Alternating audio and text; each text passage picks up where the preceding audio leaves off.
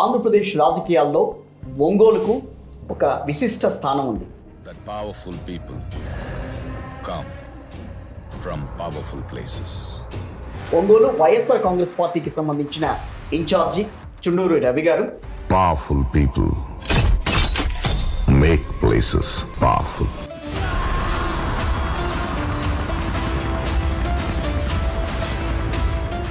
ఒంగోలు మీ చుట్టూ చేతుల్లో నడుస్తుందా వైఎస్ఆర్ కాంగ్రెస్ పార్టీ అంటే ఏం చెప్తారు? గట్టిగా చెప్పగలరా? వాసు గారి కార్యకర్తలు కూడా మీరు మీ వైపు తిప్పుకోగలిగారా? పార్టీ మొత్తం మనతో ఉంది. పార్టీతో పని లేదు, మనం వాళ్ళ పార్టీ గుర్తించాల్సిన అవసరం. కార్యకర్తల దగ్గర తీసుకోలేకపోయారు, అందువల్లే కొంచెం ఆ ఇబ్బంది అయితే పడింది. 1.0లో బహుశా కార్యకర్తలకు నేను అంత గొప్పగా బహుశా చేయలేకపోయిండొచ్చేమో. ప్రతి పథకము ప్రతి విషయంలోనూ కూడా మొట్టమొదటిగా ప్రజలే గుర్తుకొచ్చారు. ప్రజలకు మంచి చేయడం కోసమే నా టైం కేటాయించా, నా తాపత్రయపడ్డ ప్రతి విషయంలోనూ దానికోసమే అడుగులు వేశాను. మన కోసమే బతికే జననేతకు మనము తప్ప ఎవరున్నారు రా, మనమే సైన్యమై కదలాలిరా, గెలవాలి సాగటి సమరం. ఫస్ట్ జగన్ గారికి గవర్నమెంట్ ఆయన చేతికి ఇచ్చినప్పటికీ అంత బాధ్యత తీసుకున్నప్పుడు, అంత బాధ్యత ఇచ్చినప్పుడు, మీరు ప్రజలను అంత దేవుళ్ళుగా భావించినప్పుడు మరి ఎందుకని ప్రజలు తిరస్కరించారంటారు? మొన్న మా పార్టీ లోపల కూడా ఏంటంటే మేము చేసింది చీకటి వచ్చాక పగల విలువ తెలుస్తున్నట్టుగా జగన్ గారి విలువ ఏంటో తెలుస్తుంది. ఏం తక్కువ చేసిండురా జగనన్న మనకు, వైసీపీ జెండెత్తి పోదామురా ఆ గెలుపు కొరకు. ముగ్గురు ఉన్నారు మీ చుట్టూత, ఆ ముగ్గురిని గెలుచుకుని రావాల్సిన పరిస్థితి రేపు ఎన్నికలకి. ముగ్గురు ఒక పక్షం, మా వైఎస్ఆర్ పార్టీ ఒక పక్షం.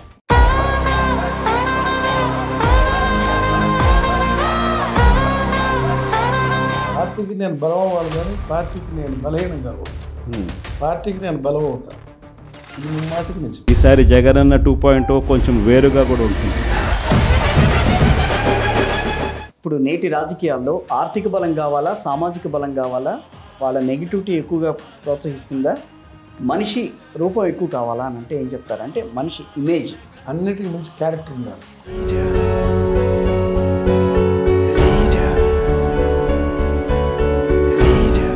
నమస్తే, నేను మీ కిషోర్. ఆంధ్రప్రదేశ్ రాజకీయాల్లో ఒంగోలుకు ఒక విశిష్ట స్థానం ఉంది. సో ఒంగోలు రాజకీయాల్లో ఎవరైతే బాగా రాణించగలరో వాళ్ళు ఎక్కువగా ముఖ్యమంత్రికి దగ్గరగా ఉంటారని, లేకపోతే అక్కడ రాజకీయాలని వాళ్ళు బాగా ప్రభావితం చేస్తారనో, లేకపోతే మొత్తం మీద ఆ రాష్ట్ర రాజకీయాలను ప్రభావితం చేస్తారనో ఒక రకమైన మాటలు అయితే మనకు వినిపిస్తూ ఉంటాయి. ఒంగోలుని ప్రధానంగా ఎందుకు తీసుకుంటున్నాం అని అంటే కనుక ప్రస్తుతం నాతో ఉన్నారు ఒంగోలు వైఎస్ఆర్ కాంగ్రెస్ పార్టీకి సంబంధించిన ఇన్ఛార్జి చుండూరు రవి గారు. సో ఆయన ప్రస్థానం గురించి, వైఎస్ఆర్ కాంగ్రెస్ పార్టీలో ఆయన ఎదిగిన విధానం గురించి, అట్లాగే ప్రస్తుత ప్రతిపక్ష నేత వైఎస్ జగన్మోహన్ రెడ్డి గారితో ఆయనకున్న అనుబంధం గురించి, వైఎస్ఆర్ కాంగ్రెస్ పార్టీ ఒంగోలు బాలినేని శ్రీనివాసరెడ్డిని కాదని బాలినేని శ్రీనివాసరెడ్డి గారు వెళ్ళిపోయిన తర్వాత ఆయనకి పదవప్ప చెప్పడం, సో ఈ అన్ని విషయాలు ఏ రకంగా జరిగింది, ఏ రకమైన అంటే భరోసా వైఎస్ జగన్ నుంచి ఆయన తీసుకోగలిగారు, ఈ అన్ని విషయాల మీద ఆయనతో మాట్లాడదామని చెప్పి ఈరోజు ఆయనతో కూర్చున్నాను. ఒకసారి ఆయనతో మాట్లాడదాం. నమస్తే అండి చుండూరు రవి గారు. నమస్కారం కిషోర్ గారు. ఎలా ఉన్నారు? బాగున్నాను సార్, థ్యాంక్ యూ. మీరు? బాగున్నాను. సో ఒంగోలు ఇన్ఛార్జ్ అయిన తర్వాత పరిస్థితి ఏ రకంగా ఉంది మీకు? బాగుందండి. పార్టీ ఒంగోలు కాన్స్టిట్యున్సీ యూజువల్గా యాంటీ టీడీపీ కాన్స్టిట్యున్సీ మొదటి నుంచి కూడా. ఇప్పుడు మొన్న అన్ఫార్చునేట్లీ రాష్ట్రం అంతా ఓడిపోయినట్టే ఒంగోలులో కూడా ఓడిపోయింది. ఇప్పుడు ప్రజలు రాష్ట్రం అంతా ఏదైతే మళ్ళీ జగన్ గారి అవసరం గుర్తు చేసుకుంటున్నారో, జగన్ గారు చేసిన మేళ్ళన్నీ ఓడిపోయాక గుర్తుకొస్తూ ఉన్నాయి. అంటే ఒక చీకటి వచ్చాక పగల విలువ తెలుస్తున్నట్టుగా ఇప్పుడు జగన్ గారి విలువ ఏంటో ఇప్పుడు తెలుస్తుంది. ఆ క్రమంలో ఒంగోలు కూడా పార్టీ బాగుంది. అంటే పార్టీ బాగుందా, ఇదివరకు పార్టీనే నేను ముందుకు తీసుకొస్తున్నాను అంటే ఏం చెప్తారు? ఇదివరకు ఇది అంటే పార్టీ ఇదివరకు ఏ రకంగా ఉండేదో దాన్ని నేను ముందుకు నడుపుతున్నాను, కొత్తగా జవసత్వాలు తీసుకురావాల్సిన అవసరం లేదు పార్టీకి అక్కడ అని చెప్పని అంటారా? లేదండి, కొత్త జీవసత్వాలతోటి ముందుకెళ్తున్నాం. పాత కొంత చెడు నీరుని కొంత ఏంటి చెడు అక్కడ? కొంత మీకు అందరికీ మీడియాలో హైలైట్ అయి ఉంటాయి. ఓటమికి కారణాలైన కొన్ని స్కామ్లు, ల్యాండ్ గ్రాబింగ్స్, చిన్న చిన్న చిరుద్యోగులు కాడ డబ్బులు తీసుకోవటాలు, తర్వాత చీటింగ్ చేసేవాళ్ళు ఉంటారు. పొలిటికల్ లీడర్ చుట్టూ అనేక మంది, ఆ పార్టీ అయినా 5 సార్లు ఎమ్మెల్యే మొన్నటి వరకు ఉన్న ఒక వ్యక్తి. సరే, దాని గురించి కొంత ముందుకు తర్వాత వివరణగా వెళ్తాను. నేను 2 సార్లు మంత్రివర్గంలో ఉన్నారు ఆయన. సో ఆయన అన్ని చేశారని చెప్పి మీరు మాట్లాడుతున్నారని అనుకోవాలా? ఆయన చేశారు అని అట్లా మన చుట్టూ ఒక పవర్ ఉన్నప్పుడు, పవర్ సెంటర్ చుట్టూ అవకాశవాదులు ఎక్కువ మంది చేరుతారు. చేరినప్పుడు మొహమాటంతో అవాయిడ్ చేయలేకపోతే అదంతా నాయకత్వానికి అంటుకుంటుంది బురదంతా. అవును, అవి తెలుసు కాబట్టి, మనం చిన్నప్పటి నుంచి రాజకీయాల్లో ఉన్నాం కాబట్టి తెలుసు కాబట్టి కొంత మంచి టీంని ఎంచుకునే ప్రక్రియలో ఉన్నాం. కొత్త జవసత్వాలతోటి మంచి టీంతోటి పార్టీ అంటే క్లీన్ ఇమేజ్గా తీసుకెళ్లాలని ప్రయత్నంలో ఉన్నాను. ఆ విధంగా మంచి పేరు తీసుకొస్తా పార్టీకి తీసుకొస్తారు. కానీ ఇటీవల జరుగుతున్న పరిణామాలు కొంత ప్రతిపక్ష నేత మీద బురద జల్లే విధంగా జరిగినాయి. అక్కడ ఆ ప్రాంతంలో జరిగిన కొన్ని సంఘటనలు, దానికి మీరు వివరణ ఇచ్చుకున్నారు, మీరు చెప్పారు అసలు అక్కడ ఏం జరిగిందనేది. కానీ ఆ తర్వాత మాత్రం ఇంకా దాని మీద ప్రస్తుతం అధికారంలో ఉన్న పార్టీ ఏదో రకంగా మీ మీద కానీ ఇప్పుడు ఉన్న వైఎస్ జగన్మోహన్ రెడ్డి గారి మీద కానీ బురద జల్లే ప్రయత్నం ఇంకా చేస్తూనే ఉన్నారు. ఏం చెప్తారు ఆ విషయాల మీద? అసలు వాళ్ళు నా మీద చేయడానికి ఏమి లేదు. నేను కొత్త రాజకీయాల్లో చిన్నప్పటి నుంచి ఉన్నా కానీ నా మీద ఒక మరక చూపించడానికి లేదు. పూర్తిగా ఫ్రెష్. తర్వాత అంటే రాజకీయాల్లో ఉన్నా కూడా ఏ ఆరోపణ లేకుండా నేను ఉన్నాను. తర్వాత జగన్మోహన్ రెడ్డి గారి గురించి ఆరోపణలు రాష్ట్రం అంతా చేసే కదా నమ్మించి ఓడించింది మొన్న లేనిపోని అని. ఇప్పుడు ఆ విలువ తెలుస్తుంది కదా, జగన్ గారి విలువ ఏంటో ఇప్పుడు ప్రజలకు తెలుస్తుంది. ఉదాహరణకి మా జిల్లాలో పొగాకు రైతులు, పొగాకు గిట్టుబాటు ధర జగన్మోహన్ రెడ్డి గారు ఉన్నప్పుడు ఇట్లాంటి క్రైసిస్ వస్తే నిలబడి మద్దతు ధరతో కొనిచ్చాడు, ధరల స్థిరీకరణ నిధి ద్వారా పెట్టి. అదే కదా ఆక్వా కూడా కోవిడ్ టైంలో ఆక్వా రైతులను మోసం చేయాలని ట్రేడ్ అంతా చూసింది. యూరప్ మార్కెట్ లేదు, లేకపోతే అమెరికా లేదు, ట్రాన్స్పోర్ట్ లేదని ఇటన్నిటి ప్రతి వ్యవసాయ ఉత్పత్తి మీద ఇట్లాంటి దెబ్బ కొట్టడానికి బిజినెస్ పీపుల్ ఎప్పుడు అవకాశం కోసం ఎదురు చూస్తారు. కానీ జగన్ గారు దేన్ని వదిలిపెట్టల.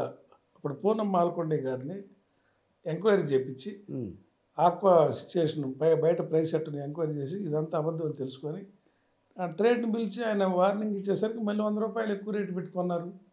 అంటే ట్రేడు బ్లాక్ మార్కెట్ వ్యవస్థ బలంగా లేదప్పుడు. బ్లాక్ మార్కెట్ని కంట్రోల్ చేయగలిగాడు. ఉదాహరణకు మాది రైస్ మిల్లు, రైస్ ధర విపరీతంగా పెరిగింది కోవిడ్ టైంలో. పెరిగినప్పుడు మా అందరి చేత స్టోర్స్ పెట్టించి అమ్మించాడు.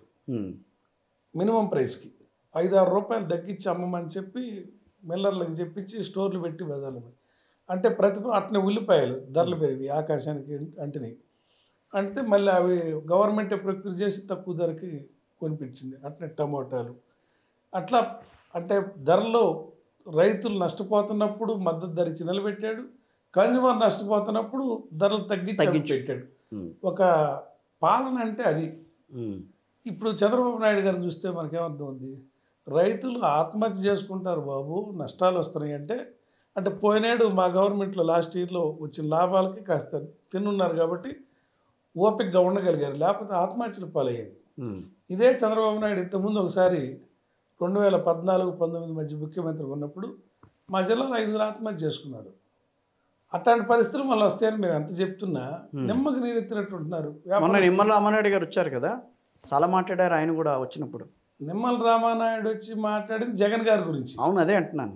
ఆయన ఎందుకు ఇప్పుడు ఆయన మంత్రి, ఇరిగేషన్ మినిస్టర్. మా జిల్లాలో వెలుగొండ ప్రాజెక్టు పని పెండింగ్లో ఉంది. అసలు మా ప్రభుత్వం దిగిపోయినాక పడకేసింది ఆ పని. దాని గురించి చెప్పలా, రైతుల సమస్యల గురించి మాట్లాడారు. ఈ ప్రభుత్వం ఉన్న 5 ఏళ్ళు ఏం చేశారు వెలుగొండ ప్రాజెక్టు మీద? పని జరిగింది కదా, జరిగింది కోవిడ్ టైంలో తప్ప. తర్వాత పని అంతా జరిగింది కదా, వెనక వాళ్ళకి ప్యాకేజ్ ఇచ్చి ఖాళీ చేయించింది తప్ప పని అంతా అయిపోయింది కదా. అవును. ఇప్పుడు అది చేయాల్సిన పని చేయటం కూడా ఆపేశారు కదా. అవును, అది కూడా చేయట్లేదు కదా. చంద్రబాబు నాయుడు గారు ప్రతి రూపాయిని కార్పొరేట్స్తోకి స్పెండ్ చేసో వాళ్ళతో డీల్ మాట్లాడుకుని దాంట్లో కమిషన్ కోసం ఉంటాడు తప్ప రైతులు కానీ సన్నకారు కానీ ఈ చిన్న చితకా వాళ్ళకి డబ్బులు ఇవ్వడానికి ఆయనకు ప్రాణం ఒప్పదు. సామాన్యులు ఎట్టపోయినా పర్లా, ఆయనకు ఆదాయం వచ్చే పని కావాలా, అదొక కార్పొరేట్ కంపెనీ నేను పలానా కంపెనీ తీసుకొచ్చానని చెప్పొచ్చు, వాడి కాడ రాయితీ డబ్బులు తీసుకు. రైతు రుణమాఫీ చేస్తానన్నారు కాబట్టి మొన్న రైతులు ఆయనకి ఓటు వేశారేమో కాదా? మొన్న రైతు రుణమాఫీ చెప్పలేదు కదా, చెప్పలేదు. అంతకుముందు చెప్పాడు, మాట తప్పాడు. డాక్రా వాళ్ళకి అసలు ఆడవాళ్ళందరూ మెళ్ళన్నీ చూసి పాపం ప్రాణం పోయిందంటే ఆయన పుస్తలు లేకుండా ఉండేసి బాధపడ్డాడు. వాళ్ళందరికీ బాధపడ్డదని చేతి వాళ్ళందరూ నమ్మారు పాపం ఆడవాళ్ళు, వాళ్ళని మోసం చేశారు. ఈసారైనా చేస్తారేమోనన్న నమ్మకం ఏమో వాళ్ళకి.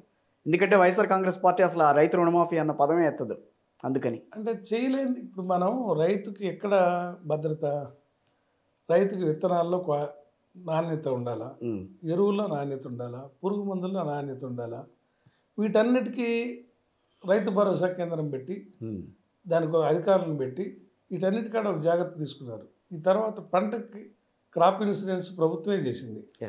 తర్వాత గిట్టుబాటు ధర వచ్చే విధంగా ప్రభుత్వం బాధ్యత తీసుకుంది. ముందే ప్రతి పంటకి ఈ ధర అని చెప్పి బోర్డు పెట్టి డిక్లేర్ చేసి మీకు గిడితే ఈ పంట వేసుకోండి, మీరు దీనికంటే ఎక్కువ రూపాయి ఎక్స్ట్రా వస్తే బయట అమ్ముకోండి, దీనికంటే తగ్గించి మీరు అమ్ముకోవద్దు, ప్రభుత్వం సేకరిస్తుందని చెప్పింది కదా. అవును. ఇంతకంటే బాధ్యత కలిగిన ప్రభుత్వం ఈ దేశంలో ఉందా? మరి ఆయన అంత బాధ్యత తీసుకున్నప్పుడు, అంత బాధ్యత ఇచ్చినప్పుడు, మీరు ప్రజలను అంత దేవుళ్ళుగా భావించినప్పుడు మరి ఎందుకని ప్రజలు తిరస్కరించారంటారు మొన్న? ఇప్పుడు మాకు మీడియా లేకపోవటం, మా వాళ్ళలో నిజం చెప్పుకోలేకపోవటం మా లోపం కూడా, మా పార్టీ లోపం కూడా. ఏంటంటే మేము చేసింది ఈయన కట్టిన పోర్టులు. ఇప్పుడు చంద్రబాబు నాయుడు నాలుగోసారి ముఖ్యమంత్రి. అవును. ప్రతిసారి చెప్తుంటాడు 2000 కిలోమీటర్లు కోస్ట్ ఉందని. అవును. మనకి దాని పేరు రైజ్ ఇండియానా, రైజ్ ఏపీనా, రైజింగ్ ఏపీ అని ఒక బ్రాండ్. ఇవన్నీ వింటూ ఉంటాం, యానిమేషన్ కథలు. ఈ కథలు వింటూ ఉంటాం కానీ ఏది చేసింది ఏమి కనపడదు మనకి. అవును. మరి జగన్మోహన్ రెడ్డి గారు ఏం చెప్పాడు? చెప్పకుండానే 4 పోర్టులు మొదలుపెట్టాడు. ఏ రోజన్నా నేను 4 పోర్టులు కడతానని క్లెయిమ్ చేసుకున్నాడా? లేదు. తర్వాత హార్బర్లు, తర్వాత ఫిషింగ్ సెంటర్లు, దానివల్ల బ్లూ ఎకానమీ వస్తుందని చెప్పి చంద్రబాబు మాటల్లో ఉంటాయి, జగన్ గారి చేతల్లో ఉంటాయి. ఇవన్నీ అండర్ కన్స్ట్రక్షన్. అవును, జరుగుతున్నవి. ఇవాళ రేపు ఫ్రూట్స్ వస్తాయి, దాని రేపు అవి పూర్తి చేసి మా ఫలితమే చెప్పుకునే ప్రయత్నం జరుగుతుంది. ఏం చెప్పుకున్నా చూశారు కదా. ఒకసారి జగన్ గారు ఎందుకు చూశారు, తర్వాత వీళ్ళ మాటలు వేరే లోకంలోకి తీసుకెళ్లారు. మా ప్రభుత్వాన్ని డైవర్ట్ చేయడానికి వాళ్ళకు 2-3 పార్టీలు ఉన్నట్టు, 2-3 అసోసియేషన్లు కలిసినట్టు, కుల సంఘాలుగా ఒక నాయకుడిని కమ్యూనిటీకి లీడర్ని చేసి ఆ కమ్యూనిటీ మొత్తాన్ని వలేసి పవన్ కళ్యాణ్ గారిని ఓట్లు తగ్గినాయి.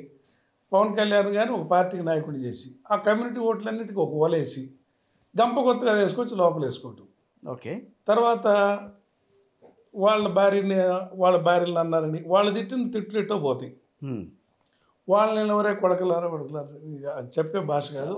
వాళ్ళు ఎన్నైనా తిడతారు. యువతరాడికి ఎవరికైనా కోపం వచ్చి రోషం వచ్చి ఒక మాట అంటేనే అది వాళ్ళే ట్రోల్ చేసుకుంటారు. ఇప్పుడు నన్ను మీరు తిడతారండి, నేను ఒక మాట అంటే మీరు తిట్టింది చూపించకుండా నేను తిట్టింది 100 సార్లు చూపించుకుంటారు. మీకు విషయం లేకుండా సిగ్గుపడకుండా చూపించుకుంటారు, దాని మీద సానుభూతి పొందుతుంటారు. ఇట్లా చేసి టాపిక్ డైవర్ట్ చేసి వాళ్ళు ఎన్నికల్లో విజయం సాధించారు. సో అదొక్కటే కారణమా, ఇంకేం లేదని అంటారు? ప్రచారమే కదా. మాకు నోర్ల కంటే వాళ్ళ నోర్లు పెద్దవి. అందువల్ల వాళ్ళు జనానికి చెప్పి చెప్పి చెప్పి వదిలికొట్టారు. కార్యకర్తల్ని దగ్గర తీసుకోలేకపోయారు. ఇంకో డౌట్ ఏంటంటే ఈవీఎంలు కూడా 12% ఓటింగ్ వస్తుందిలేండి, ఇంకా బయటికి రావాలి కదా. బయటకు వచ్చినాక కానీ ఆధారాలతో మనం మాట్లాడాలి. కార్యకర్తల్ని దగ్గర దగ్గర తీసుకోలేకపోయారు, అందువల్లే కొంచెం ఆ ఇబ్బంది అయితే పడింది. అదైతే వైఎస్ఆర్ కాంగ్రెస్ పార్టీ తర్వాత తెలుసుకుందాం మాటనే. ఫస్ట్ జగన్ గారికి గవర్నమెంట్ ఆయన చేతికి ఇచ్చినప్పటికీ ఖాళీ ఖజానే కాదు, ఆ రోజు 30,000 కోట్లంతా బాకీలు ఉన్నాయి. అవును. ఆయన ఉన్న డబ్బులన్నీ 10,000 కాడికి మహిళల అకౌంట్లో కొట్టేశాడు. ఓట్లు కొన్నాడు బహిరంగంగా, ప్రభుత్వ డబ్బులతోటి చివరి నెలలో ఓట్లు కొన్నాడు డాక్రా మహిళకి డబ్బులు వేసి. తర్వాత వాళ్ళ పార్టీ నాయకులు చేసిన బిల్లులన్నీ పెండింగ్ పెట్టిపోయాడు. ఎవరు మోసం చేశారు? ఎవరు కొన్నారు? వాళ్ళ పార్టీని ఎవరు కొన్నారు? చంద్రబాబు చివరిలో చంద్రబాబు గారు కొన్నారు. చంద్రబాబు నాయుడు కొంచెం, 10,000 కాడికి మహిళలు అకౌంట్లో డబ్బులు వేసి ఓట్లు కొనాలని ప్రయత్నం చేశాడు. అది కానీ మహిళలు గుర్తెరిగి ఈ మోసాన్ని మొదటి నుంచి మనకు చెప్పిన మాటలేంటి, ఇప్పుడు డబ్బులు ఇస్తే మనం ఓటేస్తామని yes. వాళ్ళు గుర్తు తెలుసుకొని ఓడించారు. అసలు ఎక్కడ ఏ జడ్పీటీసీలో కూడా మొత్తం ఉన్న డబ్బులంతా మొత్తం తీసేసేసి వాళ్ళ చేతుల్లో పెట్టేశారు కదా లాస్ట్ టైంలో. లాస్ట్ తర్వాత ఆయన తెలుగుదేశం పార్టీ కార్యకర్తలు కూడా గమనించుకోవాలి. వాళ్ళందరి చేత పనులు చేయించి శాంక్షన్లు ఇచ్చి రోడ్లు వేసుకొని ఆ బిల్లులు ఇవ్వకుండా వాళ్ళ డబ్బులే కదా ఇటు ఆడవాళ్ళకి కొట్టింది, మహిళలకు కొట్టింది. వాళ్ళందరూ రోడ్లు దివాలు తీశారు కదా. ఇప్పుడు మేము వస్తే మా ప్రభుత్వం ఇచ్చే పరిస్థితి లేదు.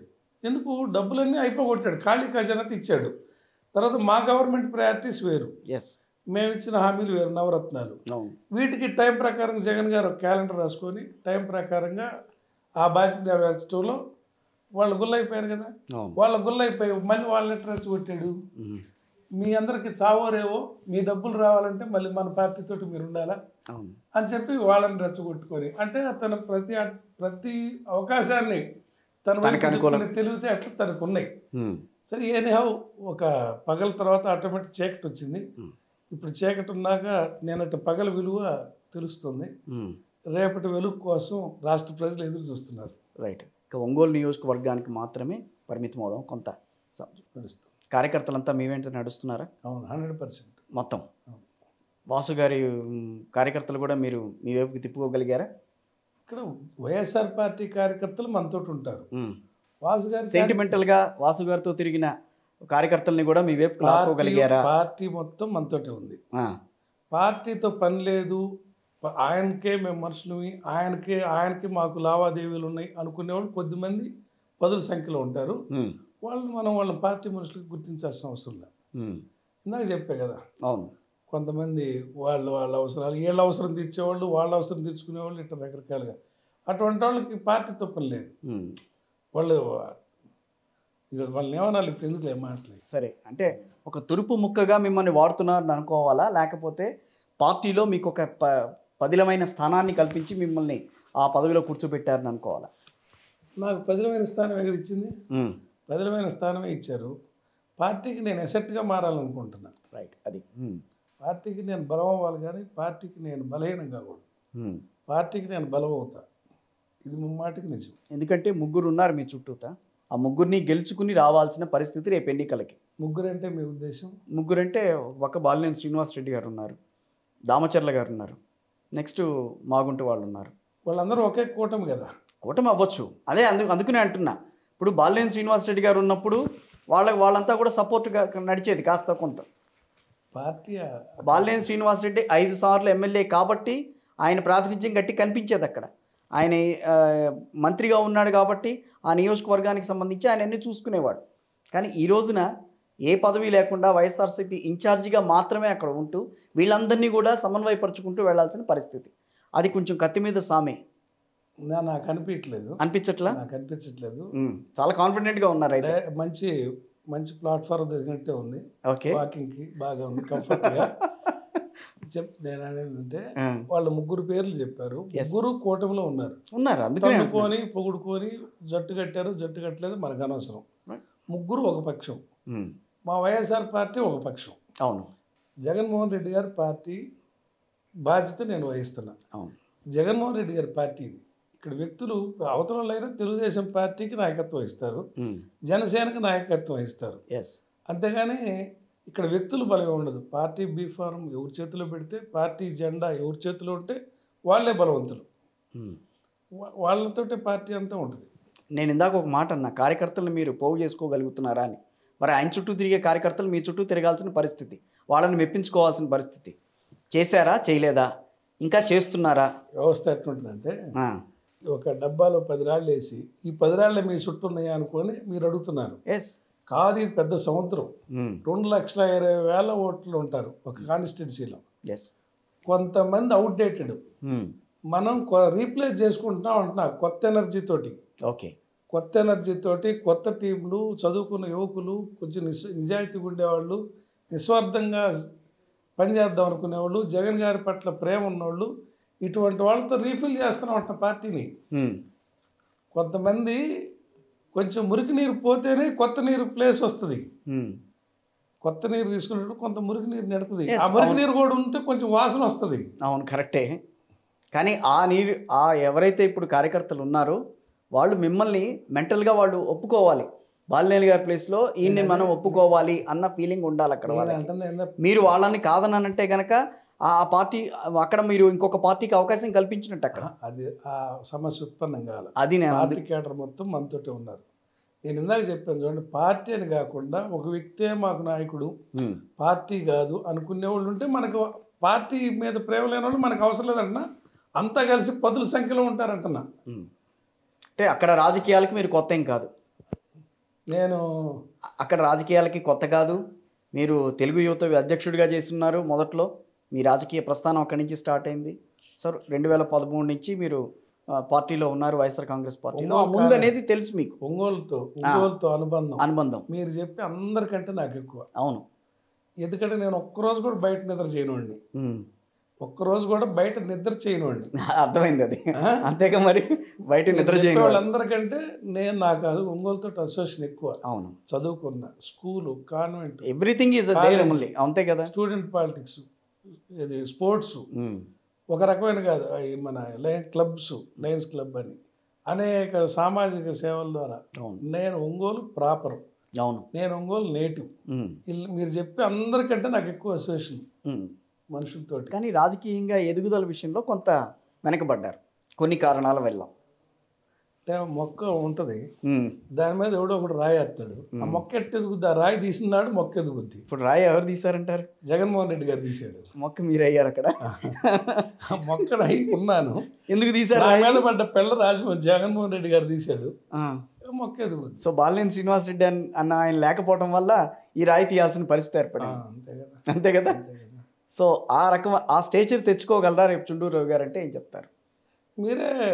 మీరు ఒకసారి ఒంగోలులో ప్రోగ్రామ్స్ ఎట్లా జరుగుతున్నాయి ఈ మధ్య కాలంలో మీరు నిర్వహించిన ప్రభుత్వానికి వ్యతిరేకంగా, తెలుగుదేశం పార్టీకి వ్యతిరేకంగా నిర్వహించిన కొన్ని ప్రోగ్రామ్స్ చూశాను.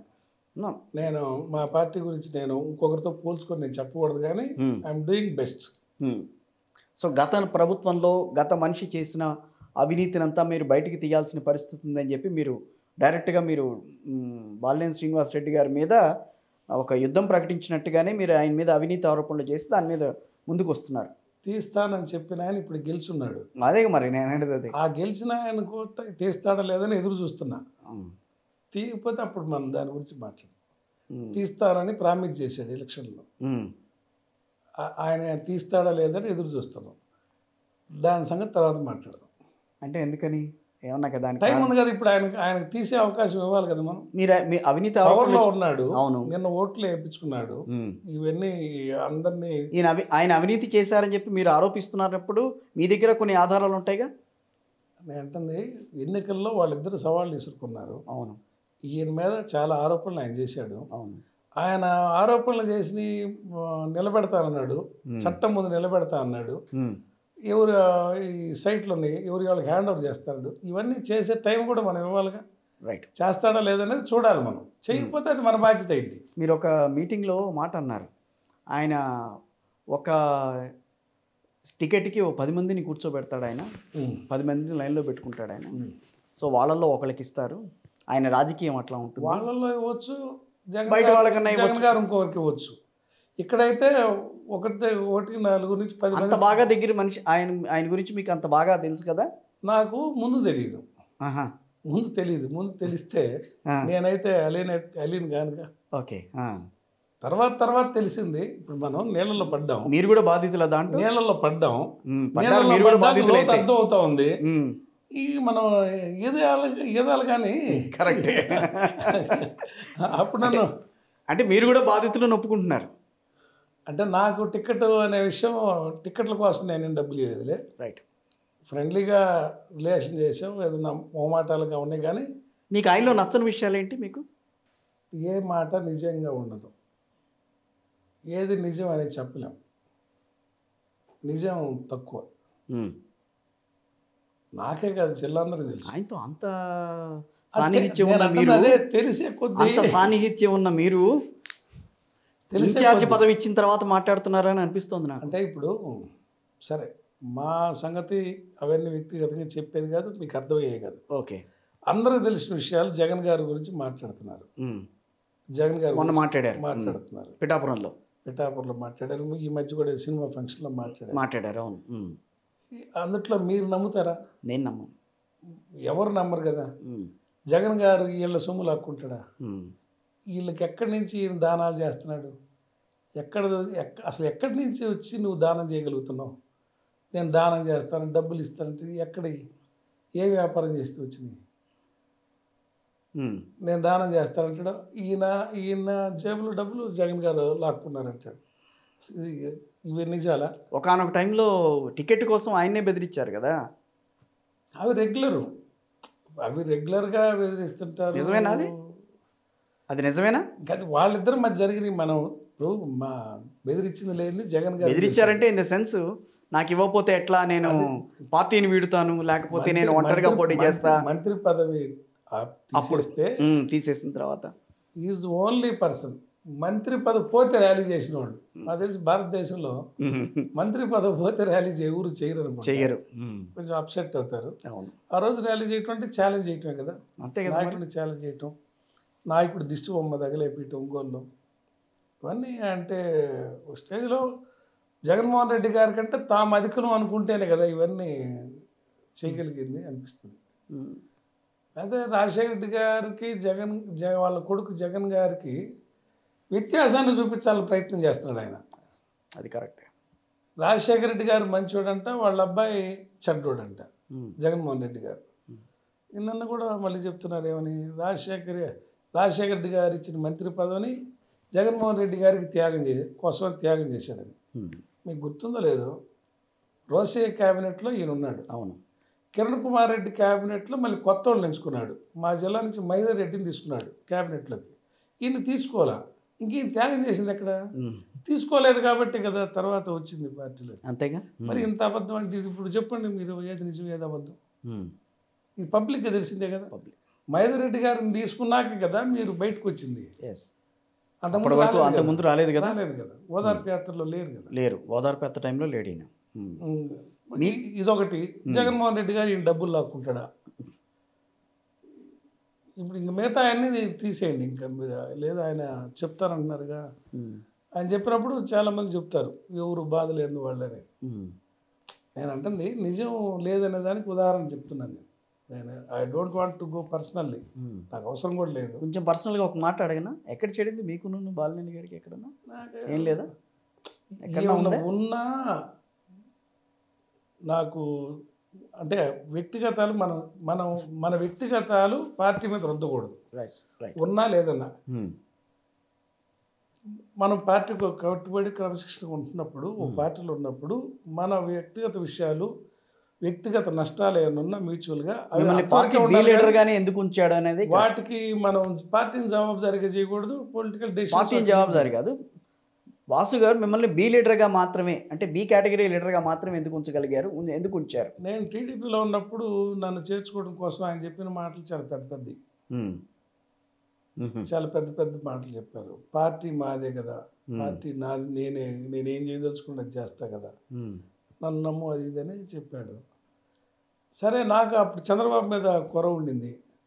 జగన్మోహన్ రెడ్డి గారిని కూడా జైల్లో పెట్టిన విధానం కూడా నేను అక్కడ ఉండి చూస్తూ వచ్చా. ఇది ఒక రాంగ్ నోట్స్ తయారు చేయటం, శంకర్రావు గారి దగ్గర సంతకాలు పెట్టించడం, ఇదంతా లీగల్ టీంతో చేస్తూ వచ్చారు. అది 2009లో, 2010 నేను టీడీపీలో ఉన్నా. మా ఫ్రెండ్స్ కూడా కడప శశి వాళ్ళు కూడా నా ఫ్రెండ్స్. వాళ్ళ స్టేట్మెంట్లు కూడా ఇప్పించాలని వాళ్ళ చేత కూడా ప్రయత్నం చేస్తే నేను అప్పుడు శశితో కూడా అన్నా, రామచంద్ర గారి తమ్ముడు, నీకు నిజంగా నష్టం చేయనప్పుడు నువ్వు అట్లా తప్పు మనం ఒకరి గురించి మాట్లాడకూడదు శశి అని చెప్పాను. అంటే అట్లా ఇది తప్పు చేస్తున్నారు వీళ్ళు, తండ్రి చనిపోయిన కొడుకుని ఏది ఎదుగుతాడని మొక్కప్పుడే తుంచాలనుకుంటున్నారు, ఇది తప్పు అని నా మనసుకు అనిపించింది. ఓకే, నేను అది రాజశేఖర రెడ్డి గారి మీద కొంచెం ఒక రకమైన గౌరవం కూడా ఎప్పుడు పెరిగిందంటే ఆయన రైతుల పట్ల ఇన్ని డ్యాములు ఒకేసారి మొదలు పెట్టడం, ఆరోగ్యశ్రీ ఇట్లా జలయజ్ఞం, ఆరోగ్యశ్రీ ఇవన్నీ కూడా అన్నిటికి మించి ఆయన ఒక మాట అన్నాడు. ఆయన ప్రమాణ స్వీకారం చేసే రోజు మీకు గుర్తుందో లేదో, సంతకం పెట్టారు ఫస్ట్ పెట్టేప్పుడు ఒక మాట అన్నాడు ఉపన్యాసం, ప్రారంభ ఉపన్యాసం, నాకు ఎన్టీఆర్ ఆదర్శం అన్నాడు. అప్పుడు స్టార్ట్ అయింది. అంటే ఒక మంచి మనిషిని నాకు ఆదర్శం అన్నాడంటే ఈయన గొప్ప మనిషి అని. చంద్రబాబు నాయుడు ఏ రోజు నాకు ఎన్టీఆర్ ఆదర్శం అని ప్రమాణ స్వీకారం చెప్పారు కాదు, రాజశేఖర రెడ్డి గారు చెప్పాడు. ఎందుకంటే ఆయన మంచోడని ఈయన నమ్మాడు కాబట్టి. రైట్. ఈయన కూడా అట్లానే రైతుల కోసం, పేదల కోసం తపన పడ్డాడు. ఆ రోజు మీకు తెలియదు కాదు, 2 లక్షలు ఉండేది ఇంజనీరింగ్ కాలేజ్ ఫీజు సంవత్సరానికి. 2 లక్షలు ఉండేది, ఎకరం 50,000 ఉండేది. అంటే ఒక అబ్బాయిని స్టూడెంట్ ఇంజనీరింగ్ చదివించాలంటే ఆ 2 లక్షలు ఇంకొక 50,000 వాడి ఖర్చులు, ఆ రోజు ఖర్చులు. 5 ఎకరాలు 6 ఎకరాలు పొలం అమ్మితే కానీ ఒక రైతు ఇంజనీరింగ్ చదివించలేడు. గుండె ఆపరేషన్ చేయించుకోవాలంటే 3.5 లక్షలు ఆ రోజు. అంటే వాడు 7 ఎకరాల పొలం అమ్ముకుంటే కానీ గుండె ఆపరేషన్ చేయించుకోలేడు. ఇవన్నీ చెప్పుకోలేక ప్రాణం వదిలేరు తప్ప జనం హాస్పిటల్కి పోలా. కానీ వాళ్ళ ధైర్యంగా ప్రతి ఒక్క మనిషి ఆపరేషన్ చేయించుకున్నాడు, ప్రతి ఒక్క పిల్లాడిని చదివించుకున్నారు. అన్ని కుటుంబాల్లోంచి ఒకసారిగా ఆ రోజు మన్మోహన్ సింగ్ ప్రభుత్వంతో అదే ఆయన నిర్ణయంతో రుణమాఫీ అయ్యి కుటుంబాలన్నీ బయటపడి, తర్వాత టీడీపీలో నాకు డౌట్ ఉండేది. ఇల్లు ఇచ్చేవాళ్ళు, ఇల్లు ఇచ్చే 100 ఇళ్ళు శాంక్షన్ చేస్తే 10 ఇళ్ళు ఓసీలకు ఉండేవి, 20 ఇళ్ళు బీసీలకు ఉండేవి, 70 ఇళ్ళు ఎస్సీలకు ఉండేవి. ఎస్సీల్లోనేమన్నా ఒక స్టేజ్కి వచ్చేసి నిండిపోయినాయి, అవసరం ఉండేది కాదు. బీసీల్లో కూడా అవసరం ఉండేది కాదు. ఓసీల్లో డిమాండ్ ఉండేది. పాత ఇళ్ళని, పెంకుటిళ్ళని పడిపోయి ఇల్లు అని అడుగుతుండేవాళ్ళు. మామూలు అప్పుడు పార్టీలో తిరుగుతుంటే ఇల్లు ఇప్పియాలంటే ఒక 10 ఇళ్ళకు ఆ ఊరు శాంక్షన్ చేయాలంటే 100 ఇళ్ళు శాంక్షన్ చేయాల్సి వచ్చేది. ఇది ఎందుకు సార్ ఇట్లా? పోనీ అక్కడ ఎగ్జిక్యూటివ్ కానీ ఇళ్ళని అక్కడికి మార్చవచ్చు కదా అని అప్పుడు నేను చంద్రబాబు నాయుడు గారిని అడిగితే, అంటే ఆయనకి పరిపాలన మీద అంత అవగాహన లేదని దానికి ఉదాహరణ చెప్తున్నా. ఇది మార్చవచ్చు కదా, కామన్ చేయొచ్చు కదా, లేదు వాళ్ళకి ఎగ్జిక్యూటివ్ కానీ అయినా మార్చి మన జిల్లా అధికారులు మార్చి వాళ్ళకి ఇవ్వచ్చు కదా, ఒక టైం ఇచ్చి సర్టన్ టైం ఇచ్చి అని అడిగితే, నో ఇది సెంట్రల్ గవర్నమెంట్ స్కీము, దీన్ని మనం ఏం చేయలేమన్నాడు. అదే రాజశేఖర రెడ్డి గారు వచ్చి ఇందిరమ్మ ఇళ్ళు అని చెప్పి ఎవరైనా ఇల్లు కట్టుకో, శాచురేషన్ స్టేజ్లోకి ఒకేసారి తీసుకోకుండా సంవత్సరానికి 5 గ్రామాల లెక్కన సెలెక్ట్ చేసి 5 ఏళ్లలో మండలం అంతా పూర్తి చేసేది. అంటే అడ్మినిస్ట్రేషన్ కెపాసిటీ అది. ఆ రోజు ఎన్టీ రామారావు ₹2 బియ్యం కష్టమైన అధికారులు అందరూ నో ఇవ్వాల్సిందే అన్నాడు, ఇచ్చాడు. హార్స్ పవర్ ₹50 ఇవ్వాల్సిందే అన్నాడు, ఇచ్చాడు. అట్నే రాజశేఖర రెడ్డి గారు ఆరోగ్యశ్రీ పెట్టాడు, ఒకేసారి ప్రాజెక్టులన్నీ మొదలుపెట్టాడు, ఒకేసారి ఇంజనీరింగ్ పిల్లల్ని చదివించాడు. ఇట్లా రాడికల్గా చేయాలనే ఉద్దేశం ఉంటే చేయగల నాయకుడు. ఈయన కాడ ఆ వరల్డ్ బ్యాంక్ వాళ్ళు చెప్పే కండిషన్స్, ఆ పేపర్ మీద అధికారులు చెప్పే జీవోల ప్రకారం పరిపాలన తప్ప చంద్రబాబు నాయుడుకి అడ్మినిస్ట్రేషన్ తెలుసని నేను అనుకోవట్లా. అదేంటి జయలలిత గారి తర్వాత ఈయనే మంచి అడ్మినిస్ట్రేటర్ అని చెప్పి దానికి పొగట్టానికి ఈనాడు జ్యోతి ఉంటాయి. ఇప్పుడు వాళ్ళకి వేతనం ఇస్తుంటాడు కాబట్టి వాళ్ళకి ఏదో వాళ్ళ స్వప్రయోజనాలు ఈయన కాపాడటం, ఈయన స్వప్రయోజనాలు వాళ్ళు కాపాడే భాగంగా పొగుడుతుంటారు. ఇతనికి అడ్మినిస్ట్రేషనే తెలియదని నా అభిప్రాయం. సరే నెక్స్ట్ ఇంకా ఎందుకు లేదు, చాలా చెప్పండి, పర్లేదు, డైవర్ట్ అయిపోతూ ఉంటాయి. ఓకే, మీకు సిద్ధాంతపరంగా టీడీపీలో అన్నాళ్ళు నడిచిన తర్వాత సిద్ధాంతపరంగా చాలా వ్యతిరేకంగా ఉండే వైఎస్ఆర్ కాంగ్రెస్ పార్టీలో జాయిన్ అవ్వాలన్న ఆలోచన ఎందుకు వచ్చింది? అదే నేను చెప్తున్నా కదా, నేను ఎన్టీఆర్ని చూసి చిన్నప్పుడే ఈ రెండు సంఘటనలే మనం దాంట్లో తీసుకోవచ్చా? చిన్నప్పటి నుంచి ఎన్టీఆర్ని చూసా. ఎన్టీఆర్ చరిష్మా తోటి ఆ రోజు మా గ్రామాలన్నీ యాంటీ కాంగ్రెస్ గ్రామాలు, అవును, అందరూ యాంటీ కాంగ్రెస్గా వచ్చి టీడీపీకి జాయిన్. ఆయన రోజుకు ఒక పథకం, మండల వ్యవస్థ, సింగిల్ విండో సిస్టమ్, తర్వాత మంగళ షాప్, మన తిరుపతి కొండ మీద గుండు గీకేవాడికి ₹1 లంచం తీసుకుంటే ఉద్యోగం పోయేది. అవును, ఇప్పటికీ అదే ఉందనుకోండి. బడి పంతుళ్ళు ఇంటికాడ ట్యూషన్ పెడితే ఉద్యోగం పోయేది, డాక్టర్లు ఇంటికాడ ప్రాక్టీస్ చేస్తే ఉద్యోగం పోయేది. అవును, ఏసీబీ వ్యవస్థను బలపరిచి మండల వ్యవస్థని సింగిల్ విండో సిస్టమ్ తీసుకొచ్చి ట్రాన్స్పోర్ట్ రంగాన్ని అందరూ ఆర్టీసీ డిపోలు కట్టి డైరీని డెవలప్ చేసి, అవును, అంటే పాలనలో వేగాన్ని పెంచింది ఆయన. రోజుకు ఒక పథకం. ఇంత చేసిన అధికారుల జోలికి వెళ్ళి ప్రతి వ్యవస్థని గెలికి, మీకు తమాషా సంఘటన ఒకటి చెప్తా. ఆ రోజుల్లో నేను చిన్నప్పుడు చూసేవాడిని, హోటల్కి వెళ్తే ఇడ్లీ మీరు నేను తింటే ₹1, రైతు వచ్చి తింటే రూపాయి. అదేంటి? రైతులు కోర్టు కోసం వస్తారు. అవును. ఆ రోజుల్లో కలెక్టర్ ఆఫీస్కి వచ్చే అలవాట్లు కోర్టు కోసం వస్తారు. వాయిదాలకు వస్తారు.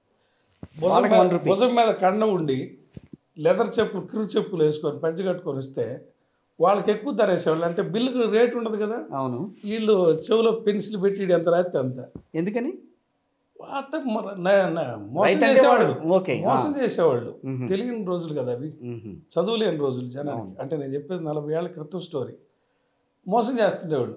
ఈ కనిపెట్టి ఎన్టీఆర్ ఇడ్లీ ఎంత బరువు ఉండాలి, దానికి ఎంత ధర ఉండాలి, ఓకే, దోశ ఎంత బరువు ఉండాలి, దానికి ఎంత ధర ఉండాలి బోర్డు పెట్టించాడు. ఇట్లా ప్రతి వ్యవస్థలో ఆయన జోక్యం చేసుకొని పరిపాలన చేసేసరికి ప్రతి ఒక్కరికి శత్రువు అయ్యాడు. శత్రువు అయ్యి 89లో ఓడించాడు. అవును. ఇదే పాలన జగన్ గారికి జరుగుతుంది. ప్రతి వ్యవస్థని ఈయన కూడా మండలాలని గ్రామాలకు తీసుకొచ్చాడు, పాలనని విలేజ్ క్లినిక్లు తీసుకొచ్చాడు. అదే వేగాన్ని పరిపాలనలో చూపించాడు. అంతే నిజాయితీగా అభివృద్ధి చేశాడు. ఆయన బస్ స్టాండ్లు కడితే ఈయన పోర్ట్లు కట్టాడు. ఆయన స్కూళ్ళు కడితే ఈయన కాలేజీలు మెడికల్ కాలేజీలు కట్టాడు. దానికంటే ఎన్నో రెట్లు వేగం. అట్లానే ఇవాళందరూ గెలికేసరికి ప్రతి ఒక్కరు ఆ వేగాన్ని అందుకోలేక ఆ టైంలో ఎవరు వాడి మీద వంక ఈడి మీద వంక పెట్టుకుని మొత్తం దూరం అయ్యారు. ఉమ్మడి ఒంగోలు జిల్లాకి సంబంధించి ఇప్పుడు మీకు ప్రకాశం జిల్లాకి సంబంధించి కొన్ని మెడికల్ కాలేజీలు కూడా వచ్చినాయి. కందుకూరు దగ్గర ఒకటి, గవర్నమెంట్ జగన్ గారు కట్టించాడు. అవును. నేను చెప్తున్నా 89, 94, 89లో యాక్టివ్ అయ్యా. Okay, active. ఎన్టీ రామారావు ఓడిపోయిన తర్వాత ఇట్లానే ఇప్పుడు మా పరిస్థితి ఏ పరిస్థితిలో ఉందో అట్లానే ఎన్టీ రామారావు పార్టీ కూడా ఉండి అందరు నాయకులు వలసలు వెళ్ళిపోతుంటే ఈ పార్టీని నిజాయితీ ధైర్యం కలిగిన యువకులు వచ్చి పార్టీని కాపాడుకోండి అని పిలిపించాడు. నేను కాలేజ్ చదువుకుంటా, ఈ లక్షణాలు నాలో ఉన్నాయి, నేను పార్టీలో చేరాలని చెప్పి చేరి ఆ రోజు నుంచి యూత్ లీడర్గా బాధ్యత తీసుకున్నాను. రైట్. 94కి వచ్చేసరికి అబ్సల్యూట్ మెజార్టీ, అంటే కాంగ్రెస్ డిపాజిట్ రాల. రేపు అదే పరిస్థితి 89, 94 మధ్య ఏం జరిగిందో రేపు 29కి కూడా అట్లాంటి విన్ మా పార్టీ వైఎస్ఆర్సీపీకి రాబోతుందని నేను చెప్తున్నాను. ఎలా?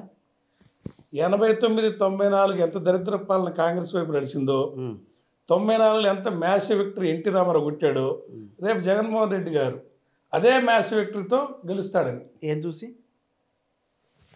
చీకటిని చూసి పగలు. 2019 నుంచి 23 వరకు ఏం చేశారని అనుకోవాలి?